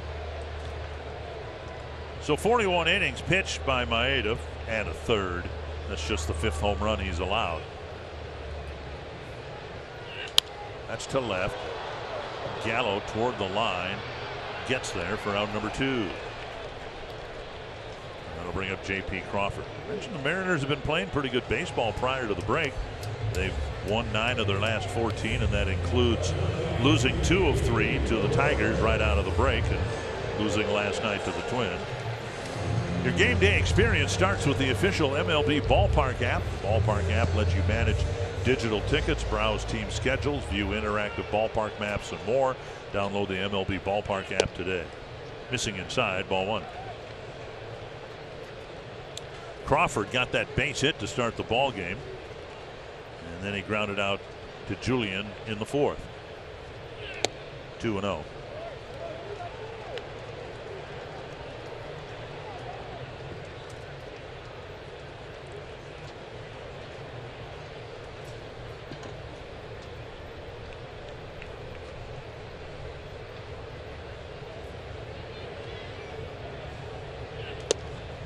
Back to the breaking ball, right down the middle for a called strike. So this will be his 65th pitch. And if it's a good one, he will have completed 6 innings on those 65 pitches.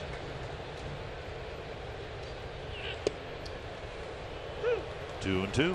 He's still throwing whatever he wants in any count, locating it well.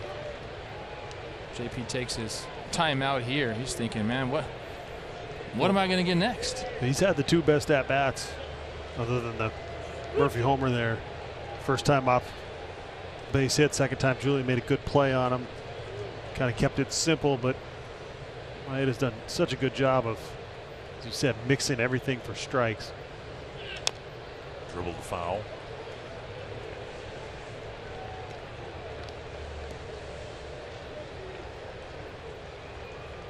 Nice splitter right there. JP fought it off. Does a good job as a hitter. I'm trying to guess along with him, and I'm having a difficult time doing it. And Maeda finishes the inning with a flourish, gives up the home run to Murphy, but it's still 3-1 Twins.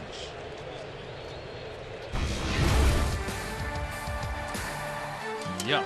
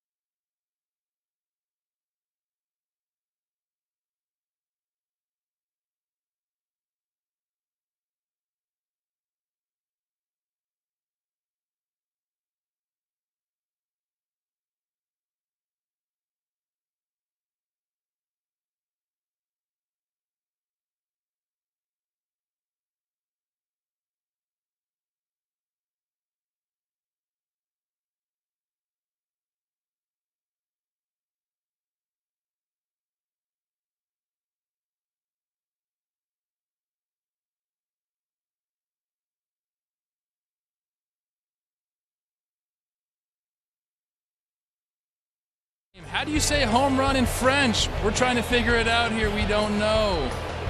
Julian doesn't care. That's a 2-0 lead for the Twins. And how do you say homer in German? I don't know that one either. 3-0. Max puts the Twins up. Kenta has been fantastic. One batter over the minimum. That was a home run to Tom Murphy. Other than that, he's been spectacular, putting the ball wherever he wants. 3-1 Twins in the top of the 7th. All right, so what is it in French? Coupe de circuit. Okay. Well, you should have let me know that before I went on my Grand Casino read. And in German, it's Max Kepler. In German, and I just Googled it, it's home run, but I'm German, right? Given the harshness of the German language, it's probably home run. Okay. Something like that. Someone clip that. No, French is a beautiful language, right? Not when I speak it. Not Wonkin. Jeffers at the plate. 1-0. And a new Seattle pitcher. It's Topa. Topa's got the sinker, 47%, the slider at 31%, the cutter at 14%, and he throws a changeup occasionally at 6%.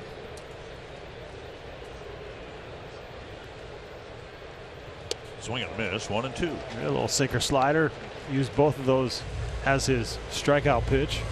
Slider's been a better pitch for him, but he's only allowed 2 home runs on the year. So if the Twins can get that one back, get that lead a little bit more comfortable. Twins doing okay this month. They had a nice little run before that Baltimore series at home. They're 8-5 in July. Hoping to finish this road trip on a high note. 1-2 to Jeffers. Tied him up inside. No. And Jeffers is called out on a check swing. He might have went there. So this is the kind of game it reminds me of the pitching, the type of pitching you face in the playoffs. A guy who can strike a lot of guys out, but in the playoffs, I believe there's only been one team that's lost who's out home with their opponent in the last 2 years. So this is the kind of game has that playoff type feel, the dominant starting pitcher, but he makes a couple of mistakes in the zone and he gets punished for it. It's kind of what it looks like. Mariners fans do not want to talk about the playoffs last year. They played the Houston Astros very well. A couple homers decided those games like you're talking about. 1-0 to Correa. Jordan hit some big ones in that series. 1-1.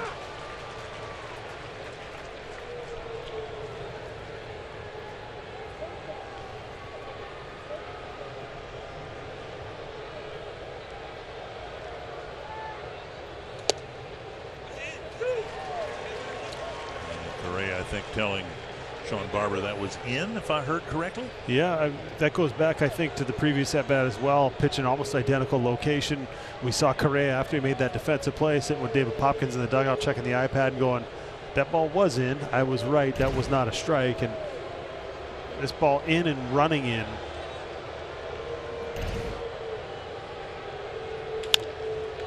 Nice catch.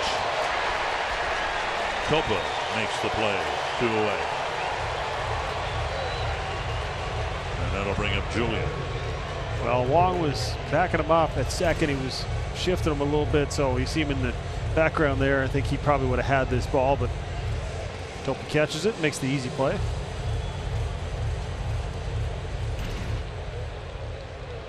He's reached all 3 times again tonight. Julian with a walk in the first inning, a single in the third, and a home run in the fifth. Both the single and home run hit sharply. Twins fans will be familiar with Marty Fish, former tennis player. He's watching the game right now. He's very impressed with Julian, and he's not a guy that's easily impressed with athletes. So take that for what it's worth. What's up, Marty? Impressed with his second place finish in the American Century Classic. Oh, don't bring that up right now. He wants to win that thing. That's impressive. This kind of reminds me a little bit of some of the runs that Joe Mauer went on. It just the walks, the hits mixed in, just it's elite company, but you can see him just dialed in. I think, Poofy, you could attest to this. He took that first pitch, black away, just painted the corner on him. He's 0-1. When you're going good, you don't really even notice if you're kind of 0-1 or 1-0. You're just going, I wasn't going to hit that anyway, not what I was looking for. Just take it and move on to the next one. Nearly got hit. And when you're struggling, you take that pitch and you go, that's the only one I get. They're painting every time I come up here, and you let it play into your head or into your approach. And Julian thought it hit him, but he took a look at it. Okay. They say no.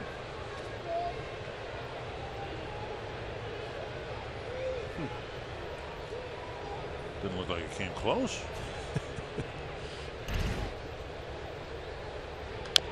That one hit him. Ouch. We talked about on this road trip at length, Correa finding a home in the leadoff spot. Well, it's not like the Twins didn't try to find somebody there. Carlos Correa was the 11th different leadoff hitter the Twins have had this year. And as for the number 2 hitter, Julian is one of 12 different second place hitters in the lineup. But I think everybody likes the results that the Twins have seen. So it might be Correa hitting leadoff till further notice. Julian hitting second till further notice. And we'll show up tomorrow at the ballpark and both players might not be in the lineup. I don't know. 2-2. And he'll see some of that, won't he? I mean, if he's going to be locked in on everything, and pretty soon they're going to work him over inside. Yeah, they're trying to make him a little bit uncomfortable, trying to make him move his feet. He's on everything. No fear. He's hitting the ball the other way. 3-2. Fouled away. You know how you get him out of there? Turn on those balls like he's been doing. Like you mentioned, Morning, when you're going this well, it doesn't matter what the count is. You say you have to come over my plate. As a hitter, that's what your mentality is. This is my plate. You come over into my strike zone and I'll make you pay. That's where Julian's at right now. That's where his headspace is. Another one off that front leg. You can just tell, like even there, he missed that ball, but the barrel's there. Now that's just a little bit of a timing thing, but the barrel is there. He's getting his barrel to these pitches. Even on the ones he's fouling off like that, I know it doesn't seem like much, but the barrel is there. His bat-to-ball skills are just elite right now. And if a pitcher does make a mistake, he makes them pay. Another 3-2 to Julian. And so fine, you want to work me over inside, I'll walk to first base. 4 times on base already tonight. Sheesh. That'll get Kirilloff to the plate with a man aboard. It's almost time to head back to school, even though it's July 19th. And your Twins have you covered on July 22nd and 23rd. The first 5,000 fans 12 and under will get a back-to-school Minnesota Twins backpack to prepare for the new year, presented by Target. For tickets, visit twins.com/tickets. Julian aboard. He's reached base 11 times in this series. I had to check it twice. That's absolutely incredible. 3 games with damage. Yeah, not just kind of flipping the ball out there. He's hitting it hard everywhere, taking his walks when he needs to. Kirilloff will face a lefty when we come back.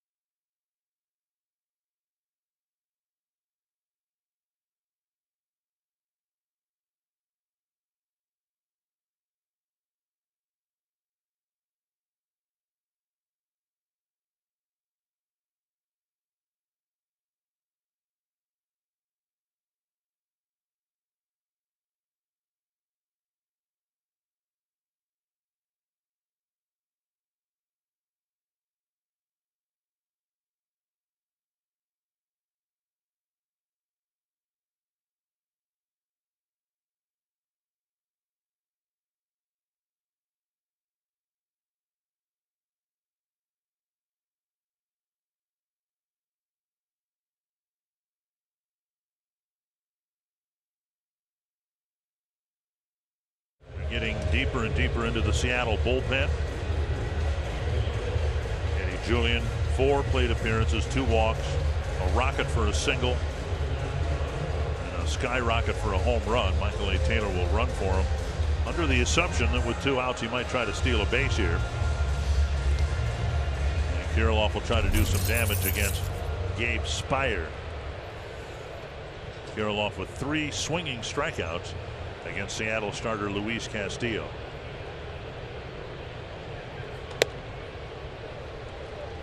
Here's a chance for Kirilloff to show some maturity. You know, you don't see a guy well, so what? Luis Castillo's out of the game. Now you got another chance here. You know it's against a lefty, but kind of got to reset here and start your day over almost. That was back. That was a good swing there. He was on that one.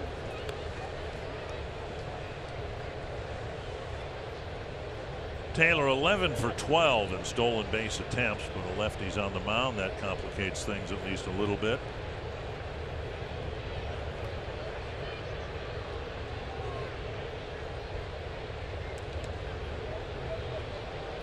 I've been watching Taylor and first 2 pitches to the plate, and he's had his hands on his knees like he's waiting for the light to change. That time he got into a different pose, the one he has right now.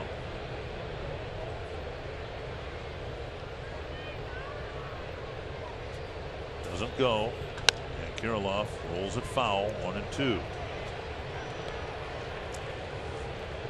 The Twins have both defended the stolen base well and stolen bases well. Twins are 48 for 57 in stolen base attempts. They've actually stolen more bases than they have allowed now. Taylor does not go, and Kirilloff takes high, 2-2. Yeah, you wonder if he's going to try and, with 2 strikes here, maybe pick a breaking ball. The last one a fastball, but the previous pitch a slider. He's seen his move. He understands what it looks like now. Big leg kick. He doesn't go, but now it's 3-2. Another lefty. Kepler on deck. Nice at bat by Kirilloff. This is what you want to see him get back into the at bat. I'd call this a quality at bat if you work it back to 3-2. Kirilloff just 5 for 40 against lefties. That's a 125 batting average, but he does have a couple of home runs. Taylor goes, and here's a drive foul down the line. I know that was really foul. That was just a click from being a homer down the right field line. Yeah, just got out front a little bit. Well, these are the toughest lefties I think to face, left on left. He's got that running fastball, so he'll crowd you, get something in to jam you with that fastball, and then throw that sweeper, that slider moving away. Ouch. Like that right there. That ball's got a ton of run on it. Well, the previous pitch before, yeah, that sweeper away, he went down and got that thing. He's thinking, hey, he might throw that again, so he kind of crowds the plate or gets over it a little bit more, and all of a sudden that ball's running in a completely different direction.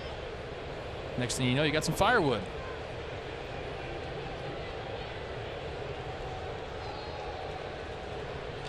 Another 3-2 coming to Kirilloff. Getting a little extra time here to pick up his thumbs. Actually, they're still numb right now. Taylor will go again. And Kirilloff. With 4 swinging strikeouts, we go to the home half of the 7th. Twins still up a pair.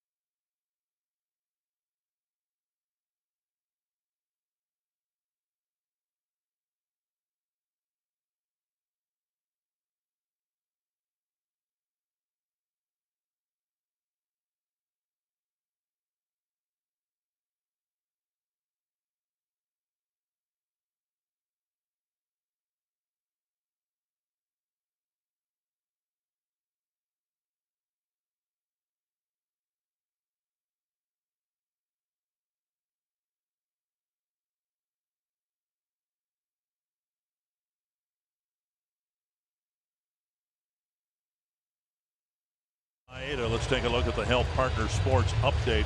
Quite the story in Baltimore. They beat the Dodgers today and now are tied with the Tampa Bay Rays for first place in the American League East. Tampa Bay started the year 29-7. They're actually below 500 ever since. Texas Rangers defeated the Rays, and the Rangers have a major league high run differential of 166. Cardinals have won 5 straight, but they are still 10 games below the 500 mark. Here's Julio Rodriguez. Ball 1. Rodriguez has struck out twice against Maeda. He'll be followed by Kelenic and Suarez. Cardinals were interesting. The general manager came out and said, hey, we're probably going to be sellers here. There's some pieces that we could probably move unless something drastic happens. I think sometimes as a lineup, you like that challenge. You like to prove your general manager wrong or prove some people wrong that are saying, yeah, this team's not good enough. We're going to break it down. And we go, wait. We still got about half the season left. Let's see what we got here. And now missing outside, 3-0. Maeda hasn't walked anyone. Taylor taking over in center with Castro moving into third and Farmer moving over to second. Julian, of course, out of the game.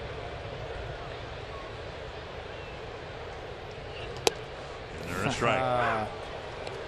3-0. Little slide ball right there. I love it.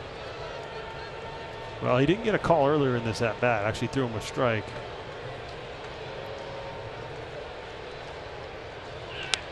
Now 3-2, that one. Nearly got his manager, I believe. I mean, this is like the definition of a veteran pitcher and a young hitter. 3-0 off speed, 3-1 fastball. He is late, check swing. He struck him out twice on the fastball. I think he goes to the off speed now. He's established that fastball. He goes back to the off speed. Grounder to short, right to Correa. One down. It's a master class in pitching right there, folks. Came back from 3-0 to get the leadoff man in a 2-run game. And that'll bring up Kelnick. He hit that ball hard. He just pounded it into the ground. And that's kind of been the case. That's been the difference for him this year. Is when he has hit it hard, he hasn't been able to get it up in the air. He hasn't been able to elevate those balls. And that's where the home run numbers are down.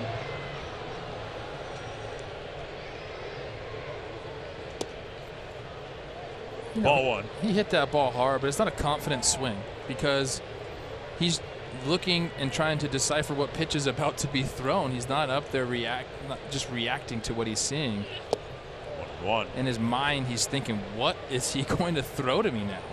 And when you get into that position, you're not able to really get your A swing off. You might barrel the ball up a little bit, but Kent is playing mind games right now.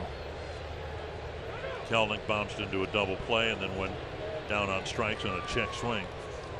See, for me, it kind of reminds me of facing Paul Bird from when we faced him, and I used to just pretend like I was playing wiffle ball in my backyard. I didn't try and do too much, but just give myself a little time and just recognize the pitch and just look for something in the middle and don't get caught guessing.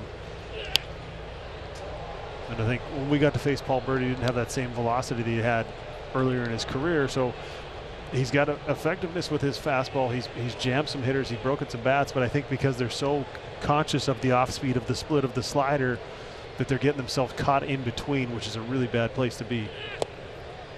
And now 2-2. And by in between, I mean you're trying to protect against the fastball, and then you're also trying not to chase it's a very tentative, kind of like we saw in Julio's at bat, a very tentative approach as opposed to saying, I'm going to hit off the fastball, I'm going to stay through the middle, and I'm just going to keep this thing simple. When a major league pitcher has 2 pitches working that he can throw for strikes, it's going to be a tough day. When a major league pitcher has 3 pitches working that he can throw for strikes in command, good luck, tip your cap. It's going to be a long, long night. 2-2 to Kelnick. Foul tip, still alive. Man hasn't thrown 80 pitches yet. It's wild. And 80 has been the range for him. We mentioned 80 pitches in his last start, just 3 innings worth of outs in Oakland, but 87, 82, 83, 83, 88. So we might be seeing the last of him in this inning. And a base hit slash to left. Good at bat for Kelnick. And he'll hold up there with a single. As you saw in the last half inning, the Twins have Jax warmed up. Got a right-handed hitter in Suarez, who's homered in his last 2 ball games. And so we'll have the pitching change after Kelnick chases Maeda with a base hit. Just the 3rd hit allowed by Kenta Maeda. What a performance. Best start for a Twin starter since the break. He's got a chance to pick up his 3rd win of the season.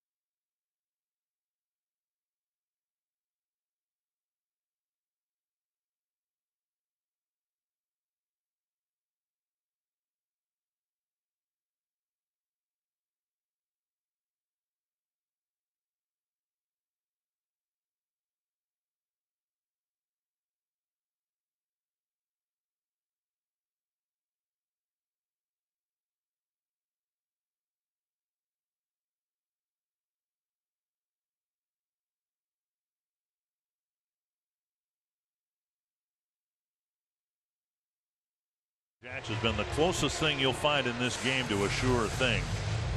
T-Mobile coverage cam with Griffin Jax being nearly perfect coming out of the pen lately. Yeah, not giving up a whole lot, and he's got tremendous stuff.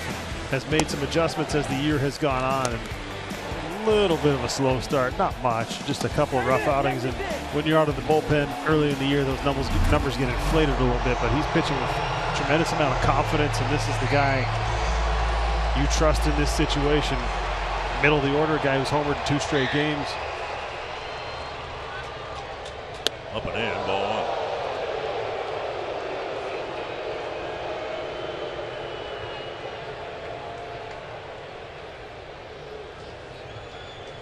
1. "13 home runs on the year and a batting average in the low 220s.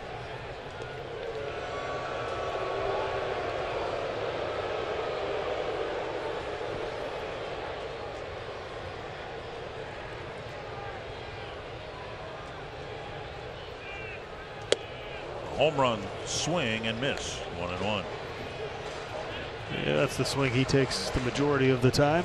He's got one thought on his mind, and it's the biggest part of his game where a lot of value comes from is the fact that he can put a ball in the seats. And now 2 strikes.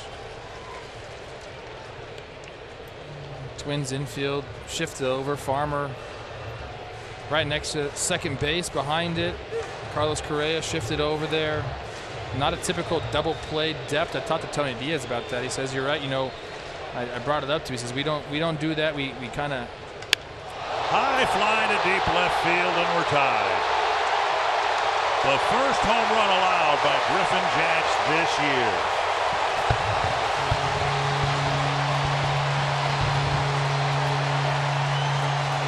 Suarez has homered in all 3 games in the series now. Got himself a hanging breaking ball, and we're all tied up. And all that work of good Kenta Maeda was gone with one swing of the bat and got a new ball game. And that one just kind of spun up there. He didn't get that to where he wanted to. Suarez made him pay. So 3-3, and now Mike Ford. Old foul. Griffin Jax had gone 38 2/3 innings this year without allowing a home run. But the first man up tonight gets him, and we're tied at 3.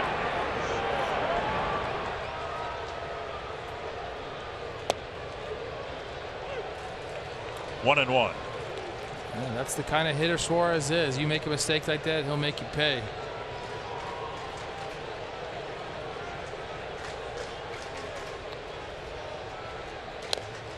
So let me ask you this, Poofy. Are you, because it looked like he was batter to batter there. If the tying run was going to come to the plate, then Maeda's day was going to be done. Are you, if you're going to bring him in, if you get one guy on, are you more of a just, hey, his day's done, let's just bring in that reliever, give him a clean inning, or do you try and get as many outs out of Kenta as you can there? Which way do you kind of look at it? I think if you're going to give Kenta just one, if one base runner reaches, you're going to pull him. I'd rather bring a reliever in a clean inning. If that's your thought process, if one guy gets on, he's out, I'd rather bring the reliever in to start. It's just so hard with how dominant he was, how well he was throwing the ball, 9 strikeouts. I mean, yeah, I mean, so in that regard, you know, we're not bashing anyone here. We're just talking about game strategy. I think that with the pitch count where Kenta was, he was still making good pitches. I mean, Kelenic put a good swing on that, you know, on a tough pitch. So I think that Kenta still had, you know, enough in the tank. And you saw the reaction when Rocco came out. He wanted to stay in.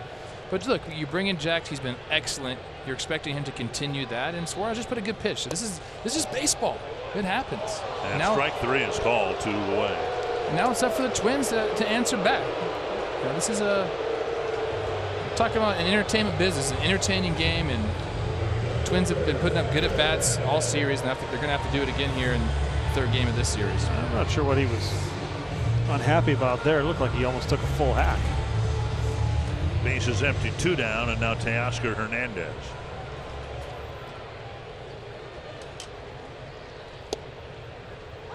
And a strike.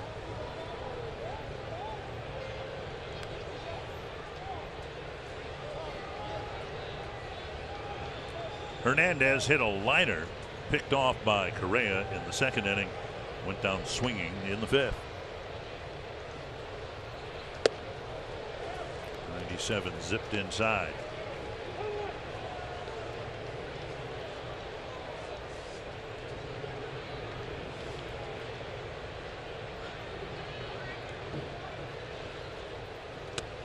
Two and one. Back to what we were talking about. That's where it becomes difficult to be a major league manager.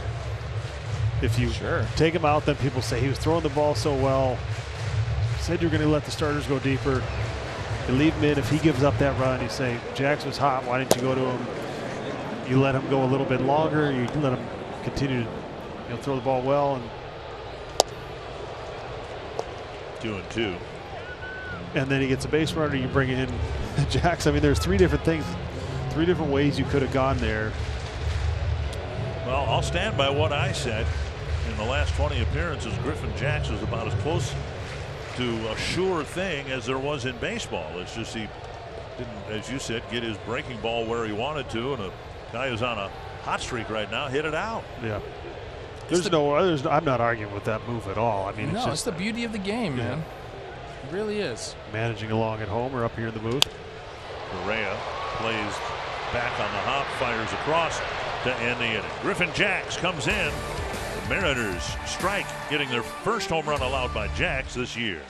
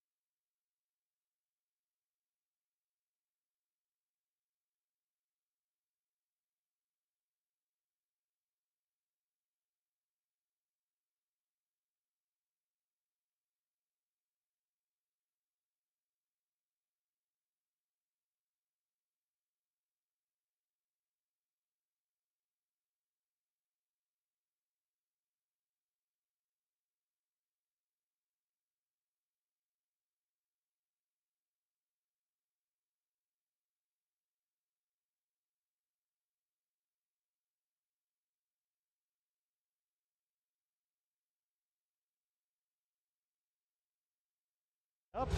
Heading to the 8th. This copyright telecast is presented by authority of the Minnesota Twins and may not be reproduced or retransmitted in any form. And the accounts and descriptions of this game may not be disseminated without the express written consent of Minnesota Twins, LLC. Kepler, Wallner, and Castro will face Munoz in a tie game now, top of the 8th inning. And this is going to be tough for the Twins to find a way to score runs late. We saw this high-end bullpen in game 1 of this series. A lot of strikeout, a lot of power arms down there, upper 90s on the fastball, low 90s on the sliders. They will throw their slider and fastball equally. Kind of hard to key on any one pitch, but it's the big leagues. Nobody said it was going to be easy. See if they can find a way to get it done. Twins guy just gave up a home run. He's been as good as anybody the Mariners have in their bullpen lately, so we'll see what the Twins can get done here. They've got a couple of home runs. The Mariners have a couple of home runs. Kepler with the most recent home run, a solo home run to right center field, will lead things off. Ball 1.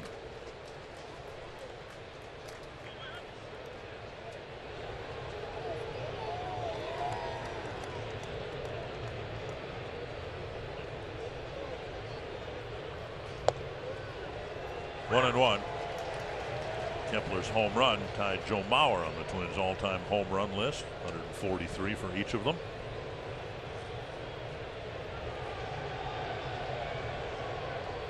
Off the plate, 2-1.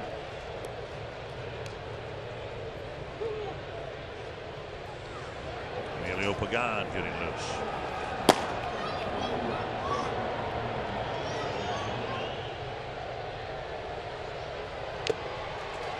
Two and two.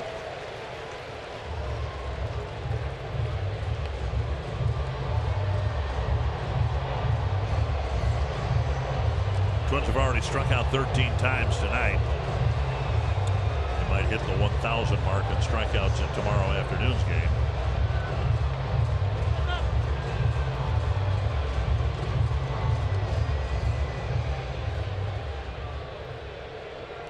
Two and two to the Twins right fielder. Stroke to right, a base hit. Kepler's aboard with a leadoff single.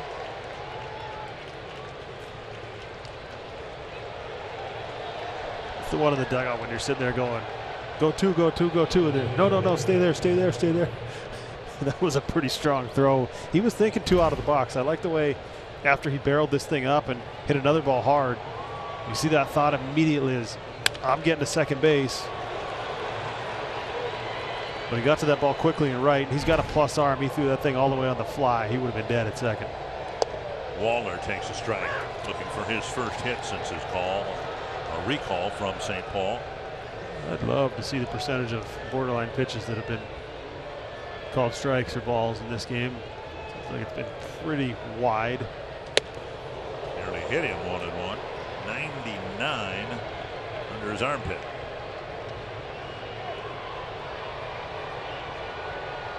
Twins out hitting the Mariners 7-4. To center. Rodriguez is there. Hardly had to move. Well hit ball for the first out. That'll bring in Willie Castro. Wallner's got an out at 108 and an out now at 102. He's found the barrel. He's hit him hard and shaking his head as he's going back to the dugout, just saying, not sure what else I have to do. But well, they won't get any sympathy from Byron Buxton. But you keep hitting it hard, more often than not, it's going to work out. Castro 1 for 3.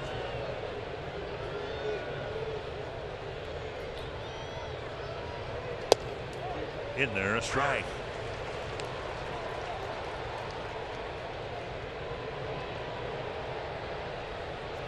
This is a guy we haven't seen Kep run much, but I wonder if he can find something here. In the dirt, nice block by Murphy. Pretty high leg kick, pretty slow to the plate. Maybe about a 1-5. It's enough for Kep to run on if he feels like he can get him. Mariners have not defended the stolen base that well, just 11 throwouts in 72 tries.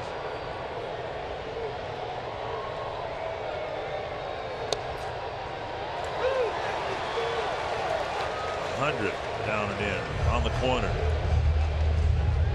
There's nothing you can do with this, especially with how many sliders he throws and how he throws that slider below the zone. That's the last thing you're looking for. And as a left-handed hitter off a guy like this, you want that ball over the plate. You want something maybe a little bit elevated because he actually throws more sliders than he does fastballs. Ground ball right side and through. Kepler to second. He's running to third. Hernandez overshoots the cutoff man, but no chance for Castro to get back. He does get back to first safely. He stopped halfway between first and second, and Suarez nearly threw him out. Kepler is safe at third and a little slow in getting back up on his feet. But this is exactly how you run the bases. He was reading the throw, and if this thing's high, he continues on to second base, takes a double play out of order, changes the complexity of the inning. And nice job by Kepler here of reading this ball. It's his call. He does not look at third. He understands it's his choice to go to third. This throw was on a line, so there was a read happening from Willie Castro. He got about halfway between first and second, and then he actually looked like it was going to be the height of being able to get cut off. So he scampered back to first, and I'm not sure you're going to do it with Farmer, but the Twins do run. Maybe that's what this meeting was about, the Twins running that safety squeeze. Pitch coach running out there and saying, hey, just be aware of this, and then what do you want to do? And a lot of times the thought is throw a fastball up and in, or if the Twins run a double steal, do they actually not throw down today? They did it yesterday. Ball went into center field. Twins were able to score a run on it. So a lot of things happening here offensively because of the Twins' speed. Farmer, oh, he got the ball boy near the on deck circle. I think it got him in the shoulder. He's okay, I think. Farmer, with the safety squeeze on, pushed it foul, 1 strike. But with a runner on first, this is just so hard to defend because you got a fast guy over there. You got to hang back as a first baseman. Now 2 strikes.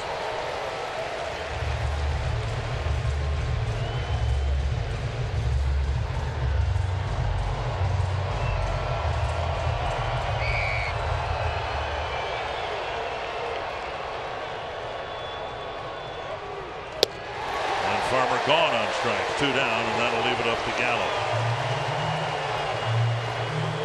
So they put the safety squeeze on once for the first pitch.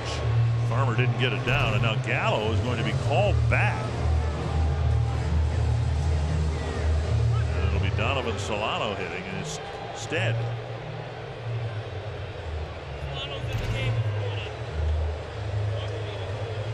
Well, Solano much more of a contact hitter. It's a tough guy to pitch hit off of. 100 with a slider at 89 and 91. Gallo had struck out 3 times today, which probably factored into their decision to try the safety squeeze with Farmer in the first place. You got a strikeout guy who now is being pinch hit for. And for the time going into the break, Solano is about the hottest bat the Twins had. We'll see if he's got 1 hit left over here on this road trip. Ball 1. Twins' first run of the game was scored on a 2-out hit by Ryan Jeffers. Just a weak ground ball through the middle.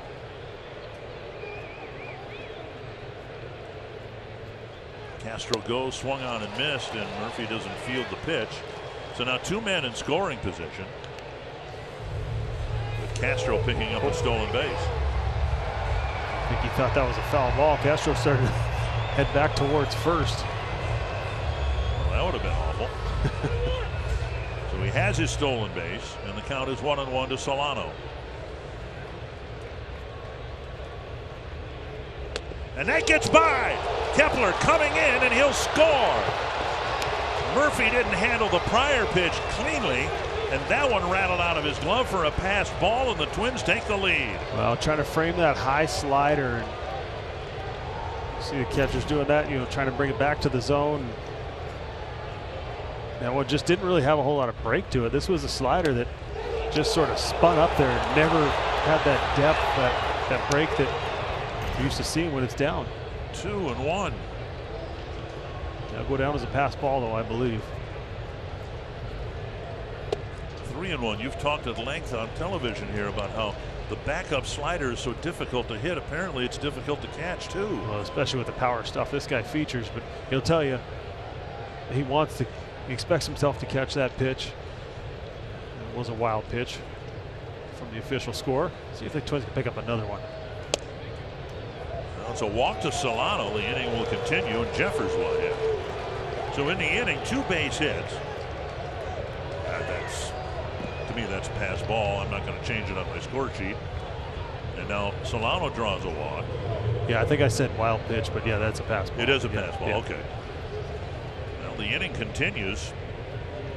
This is interesting. The second time the Twins today have walked, we saw it in Wallner's at bat when a pitch that appeared to be in the strike zone. Twins end up scoring a run on that. See if they can take advantage of this one as well. Outside now. Point of reference with Jeffers at first and Castro at third. A few games ago, they ran the delayed double steal with Castro scoring a run.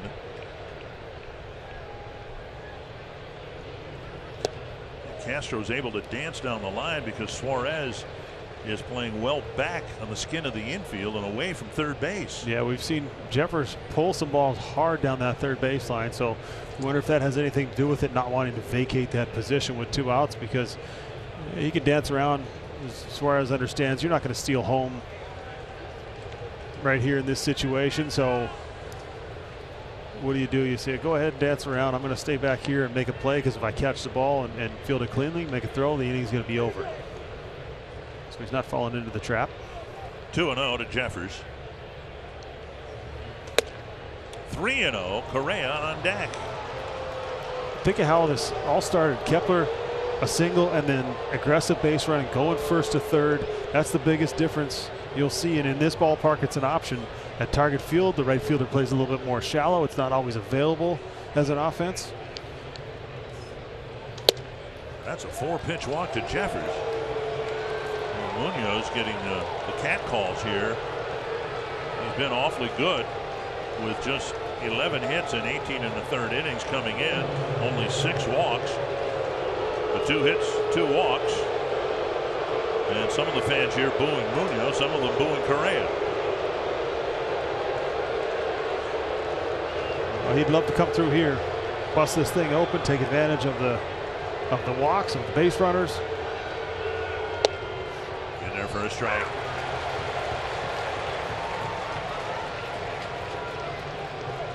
Hit a home run in his last at bat last night.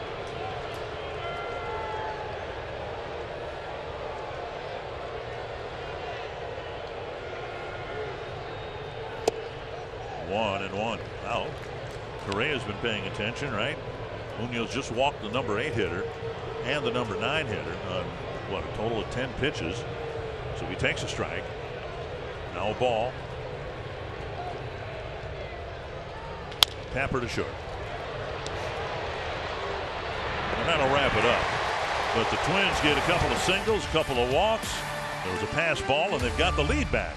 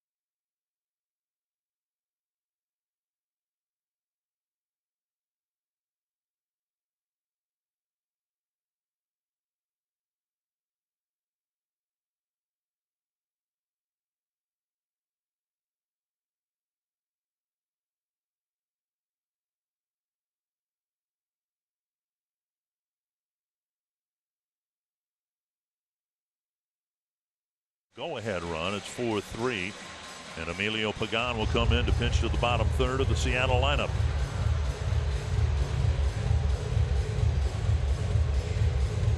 Well, think about the turnaround in his season that he's had. He's done a great job of staying with it, continuing to trust the process, and Kepler's had a lot of good at-bats. I'll turn it over to Pagan.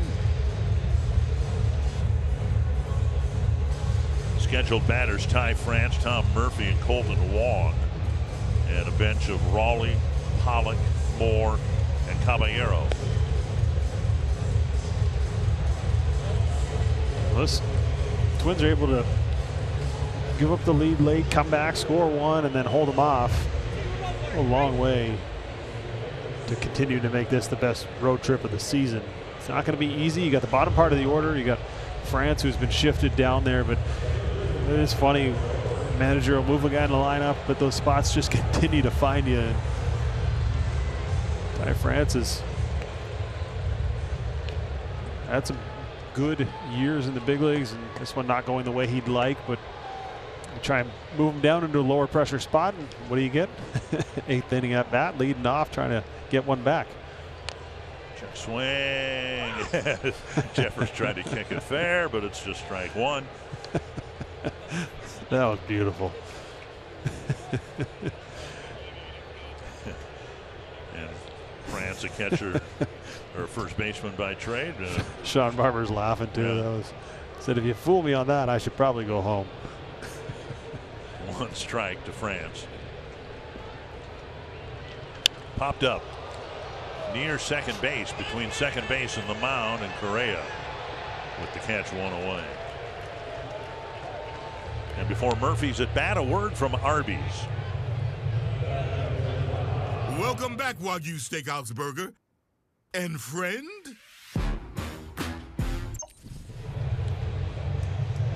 Pagan gets the first out. It's assumed he's being asked here to get 3 with Jhoan Duran ready for the 9th. Murphy homered his last time up.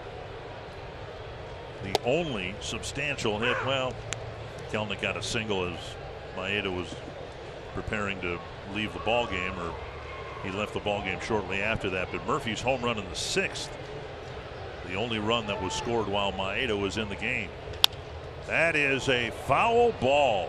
Not by much. It looked like Castro at third base had a clear. That's Farmer over there, isn't it? Castro is out of the game, and Solano now is at second base. Yeah, this is what we were talking about before. Watch Jeffers here. I like it. Pagan's laughing. Jeffers is laughing. Sean Barber was laughing. You're not fooling anybody with that one, but I like it. And a quick strikeout of Murphy, 2 down in the 8th. Well, Murphy would have loved to have come through there. That pass ball that he had that allowed the tying run to come in to score. He did have the big home run earlier in the ball game, but you always want a shot at redemption, and Pagan just overpowered him, beat him in zone here with a fastball at 97. Jeffers giving that target up, and he just blew it past him. Colton Wong over 2, a pop up and an outfield fly.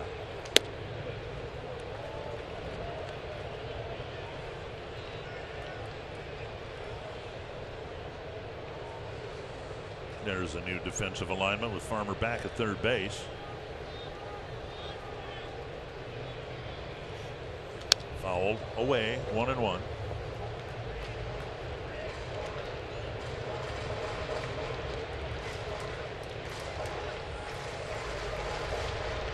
Disappointing year for Wong at the plate.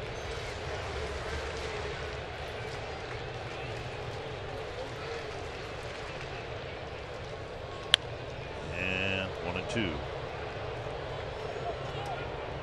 2, 3 innings are always nice from your late inning relievers, but if the Twins want to avoid facing Suarez again in the 9th, would really be nice for Pagan to get Wong. And presumably Duran will start the 9th facing Crawford, Rodriguez, and Kelenic. Another foul.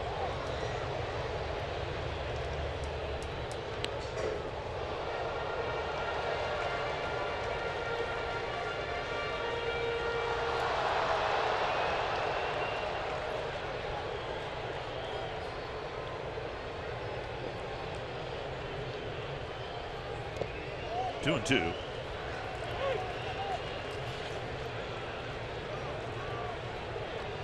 You're absolutely right about that run that scored in the 8th inning.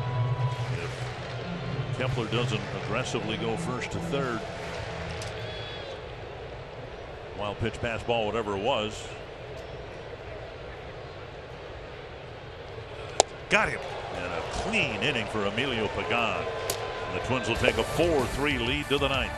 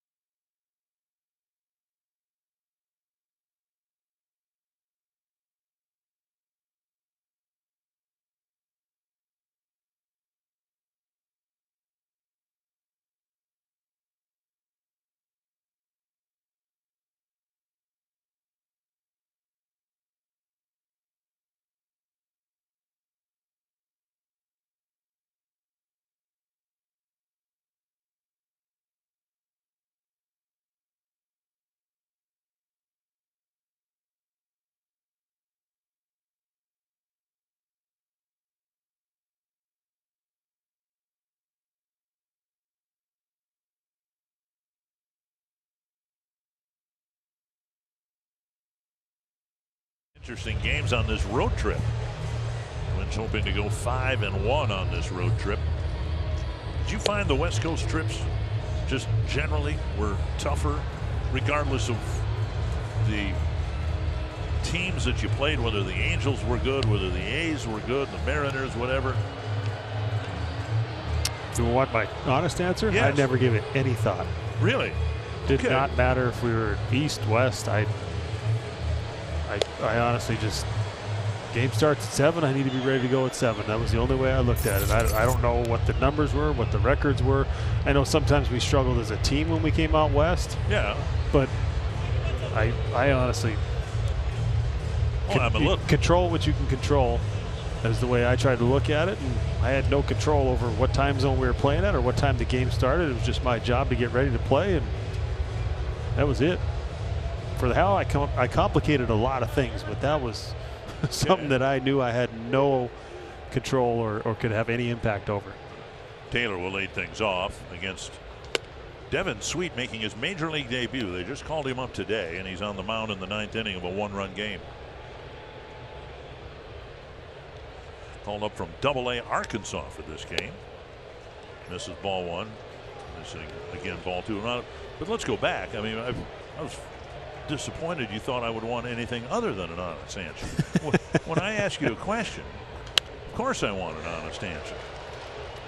Yeah, I don't know. I guess maybe I could think of it as like there's excuses available anywhere you want them, right? If you want to say, well, the game times or whatever it is. Another pop-up foul chased by France. I will say I think it's harder for teams, you know, going from west to east than it is. We're right in the middle, so it's like you're not really that big of an adjustment. You know, you play a game Right. at noon in the Eastern time zone. It's 9 a.m. where you came from, and Check swing. No. there's no 9 a.m. games on the schedule. Right. I played one when I was in Rochester on my birthday, but other than that, so I don't know. I think coming from the Central, you have the best travel in baseball. You have the shortest flights. There's a lot of benefits there. That was an exasperated. 3-2. And inside, Taylor, a base stealing threat, will walk the first. Well, and I got to confess something. I mean, I've been doing this a long time, and I learned very early on, when you come to Seattle, don't complain to anybody about your travel schedule, right? That's the truth. I And- think they and- fly 3 times as many miles as the Twins do. So, yeah. And I let something slip the other day. I'll tell you about it after Kirilloff's at bat. He's 0 for 4 with 4 strikeouts. Way outside. So somebody was asking about the next road trip, and I said, hey, we fly to Kansas City. We've got an off day there. We've got an off day in St. Louis.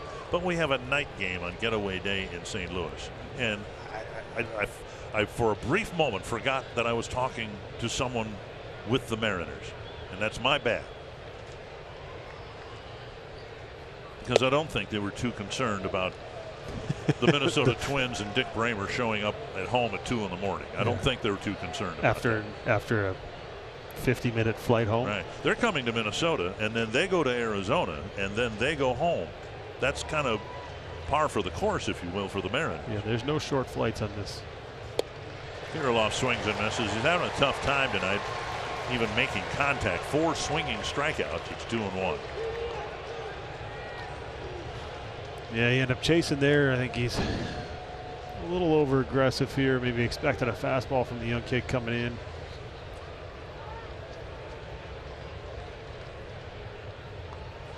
Driven to left. He's hit it well. Kelenic going back. It's gone. Kirilloff making contact and hitting another opposite field home run. A little more Apotaco here.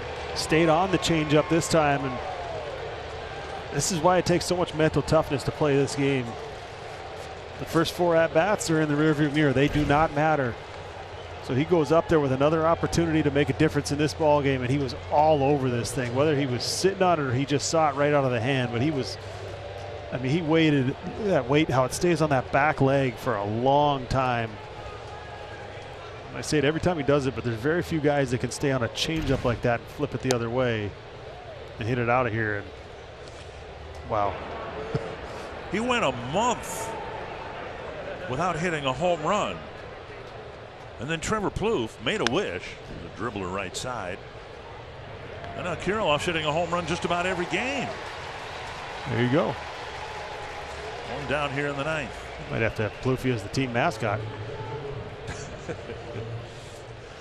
But you're right. I mean, you know, as far as I know, Alex Kirilloff is one of the most stoic Twins to ever put on a uniform on and off the field, right? So he has a tough ball game, 4 swinging strikeouts in a close ball game.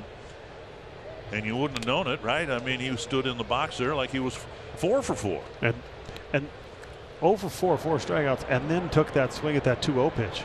I mean, that ball bounced and aggressive and a little wild looking, and then he just dialed it back in just like that and got it under control and said, you know what, I think I'm going to get something off speed here. And he just sat on it, and it was like a right-handed hitter hit that ball. Wallner grounds it foul behind Hank Conger. 2 big runs in the 9th inning.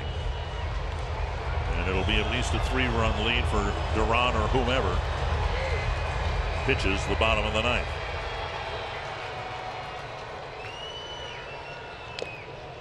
Swing and a foul. You know, Wallner looking for a little. Plouffe was asking earlier in the ball game, do they even out? He's hit 2 balls well over 100 miles an hour. Nothing to show for those. See if he can find a way to get something through. Snap bat rolling past the pitcher.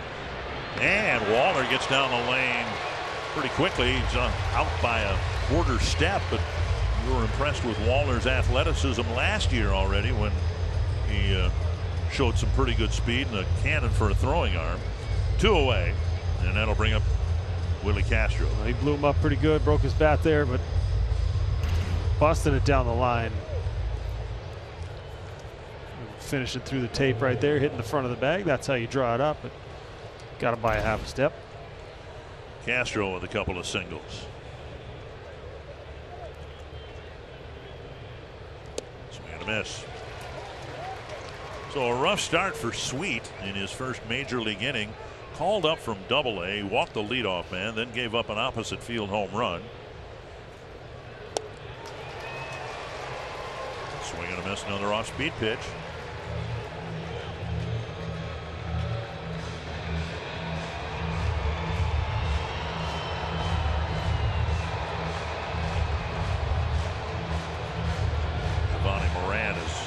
Been limbering up down in the bullpen along with Joan Duran.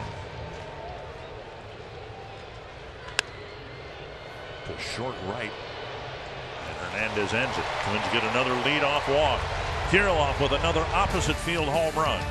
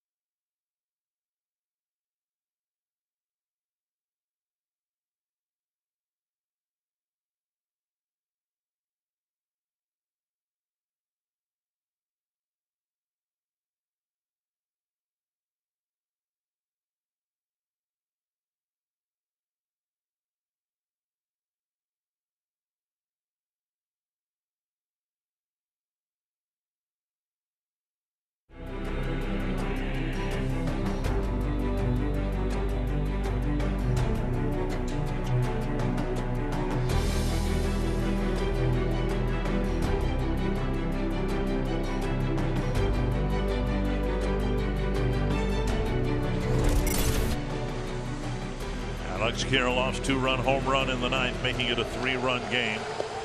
The guy on the mound's been really stingy with walks and hits. It'll be Jhoan Duran trying to pick up the save here in the ninth inning. All 3 ball games he closed out, got the save in Oakland. Good road trip. Second one of those appearances looked like a little relief. He had a quick 3-up, 3-down inning, and Jeffers embraced him, kind of picked him up off the ground a little bit. And, he's so good that we're used to seeing him go out there and just completely dominate. And I wouldn't call it a struggle, more like a little bump in the road where just had a couple of appearances where he gave up some hits and didn't have any luck that followed. So now a trip to the mound here. Jeffers along with Sean Barber to check with Duran.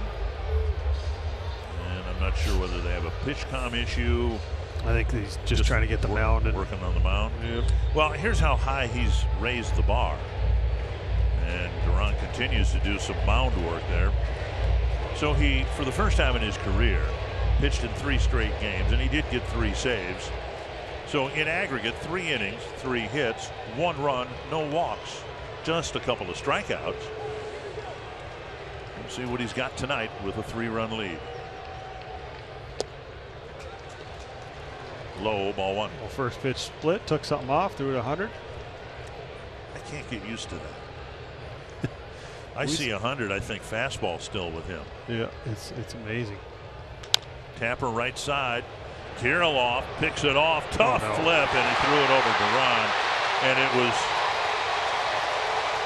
a play for the second baseman to make.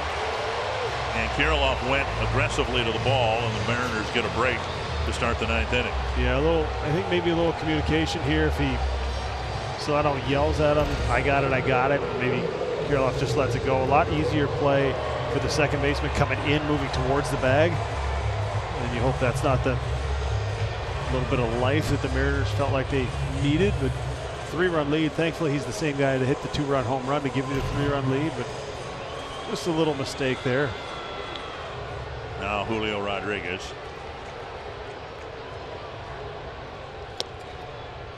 Strike 1. And Duran, of course, with the stuff that can overcome a lot of mistakes. Getting ahead of Rodriguez 0-1.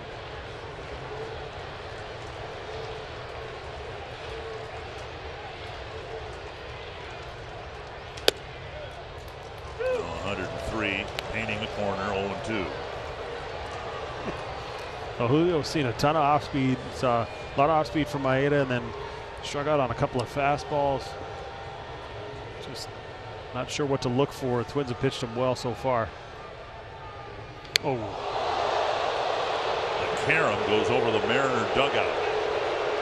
And the Mariners will get the tying run to the plate. And we'll hope that Rodriguez is okay. That was 102.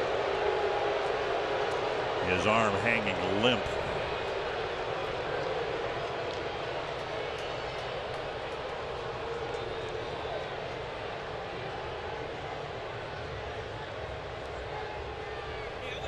So the first 2 men are on, and Kelenic will come up as the tying run. Well, he let this one go, and is it forearm, kind of half elbow pad, or bicep area, maybe. So the arm went numb after that.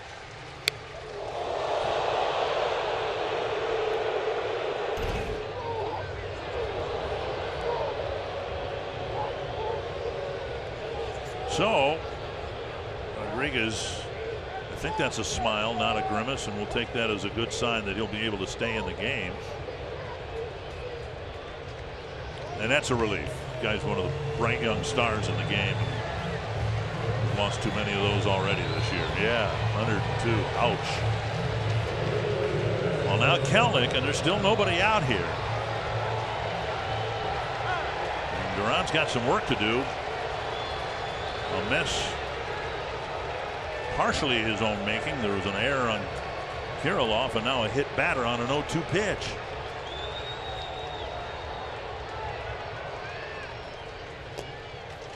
Not close.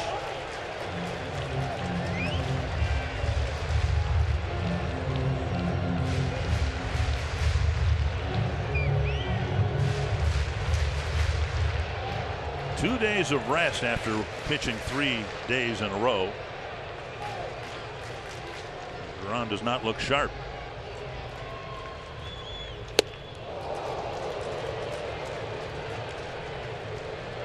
Back in the zone and a violent swing and miss.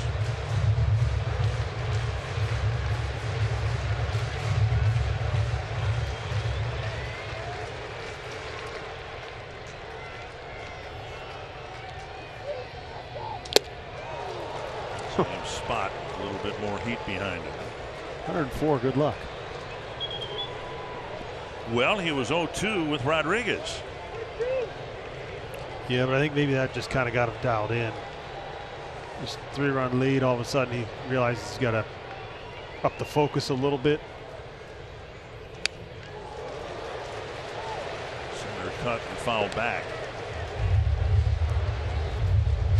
10th pitch coming up for Duran. We saw him throw that split in Oakland. We saw a few of them at 96, almost like he was making an adjustment and maybe trying to get it to move a little bit more. Not sure, but those first two he threw to Crawford were 100. Another fastball, just got a sliver to stay alive. 104. How are you fouling that off? I mean, that's gas, and it's in the zone. I think if he can get it elevate a little bit more, get it above the zone, he'll get a swing and miss. Kelenic doing a good job of battling here. 1-2 again.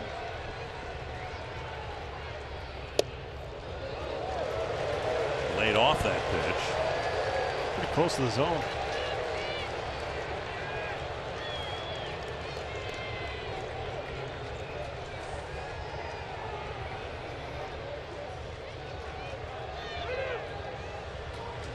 Take his time out.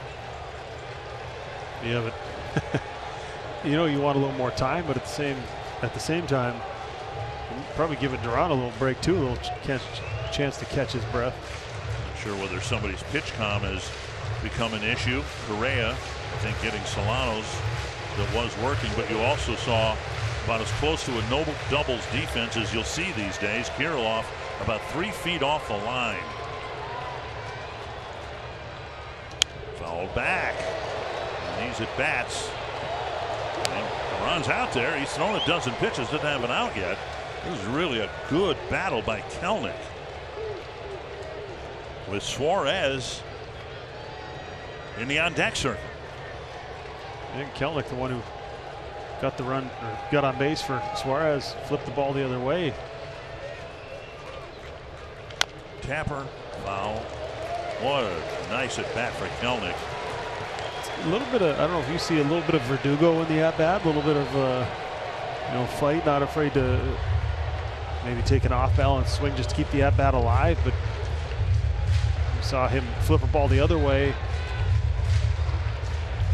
was able to come around and score. We see Verdugo, same thing, kind of using the entire field. Pitch 9 of this at bat. Got him looking. Right on the outside edge, 1 away. All that work to get struck out on a 90-mile-an-hour curveball that absolutely no chance. This ball starts off the plate, he drops it in. I mean, that's a fastball. It's riding up and away. It's not even close to the zone. But now you got to deal with Suarez, who's been a thorn in the Twins' side in this series. Home run in all 3 games, hit a home run on his birthday.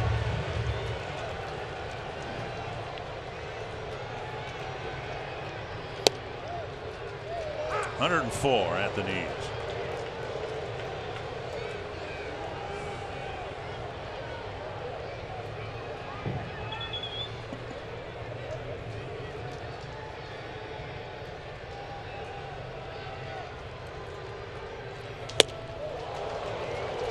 .104 top shelf.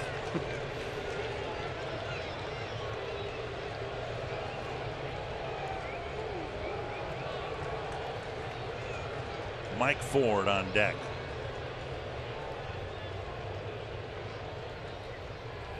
Tapper towards short. And Correa fires to first to get the sure out. It's a 3-run lead, 2 runners in scoring position, and now Ford will bat. And the Mariners are down to their last out. Yeah, Correa, understanding those 2 runs out there don't matter. They come around to score, it doesn't matter. You take the outs when you can get them. And Duran says, yeah, nice play on the second out. And you got a speedy runner at first, so you don't want a chance of not getting it out on that. The veteran Correa making the right play there. Ford 0 for 3 with 3 strikeouts, and there is strike 1. Ford with a lot of pop in his bat, 9 home runs on the season. He's been as hot as anybody in this Seattle lineup, save for Suarez in this series. 0-2, nice block by Jeffers.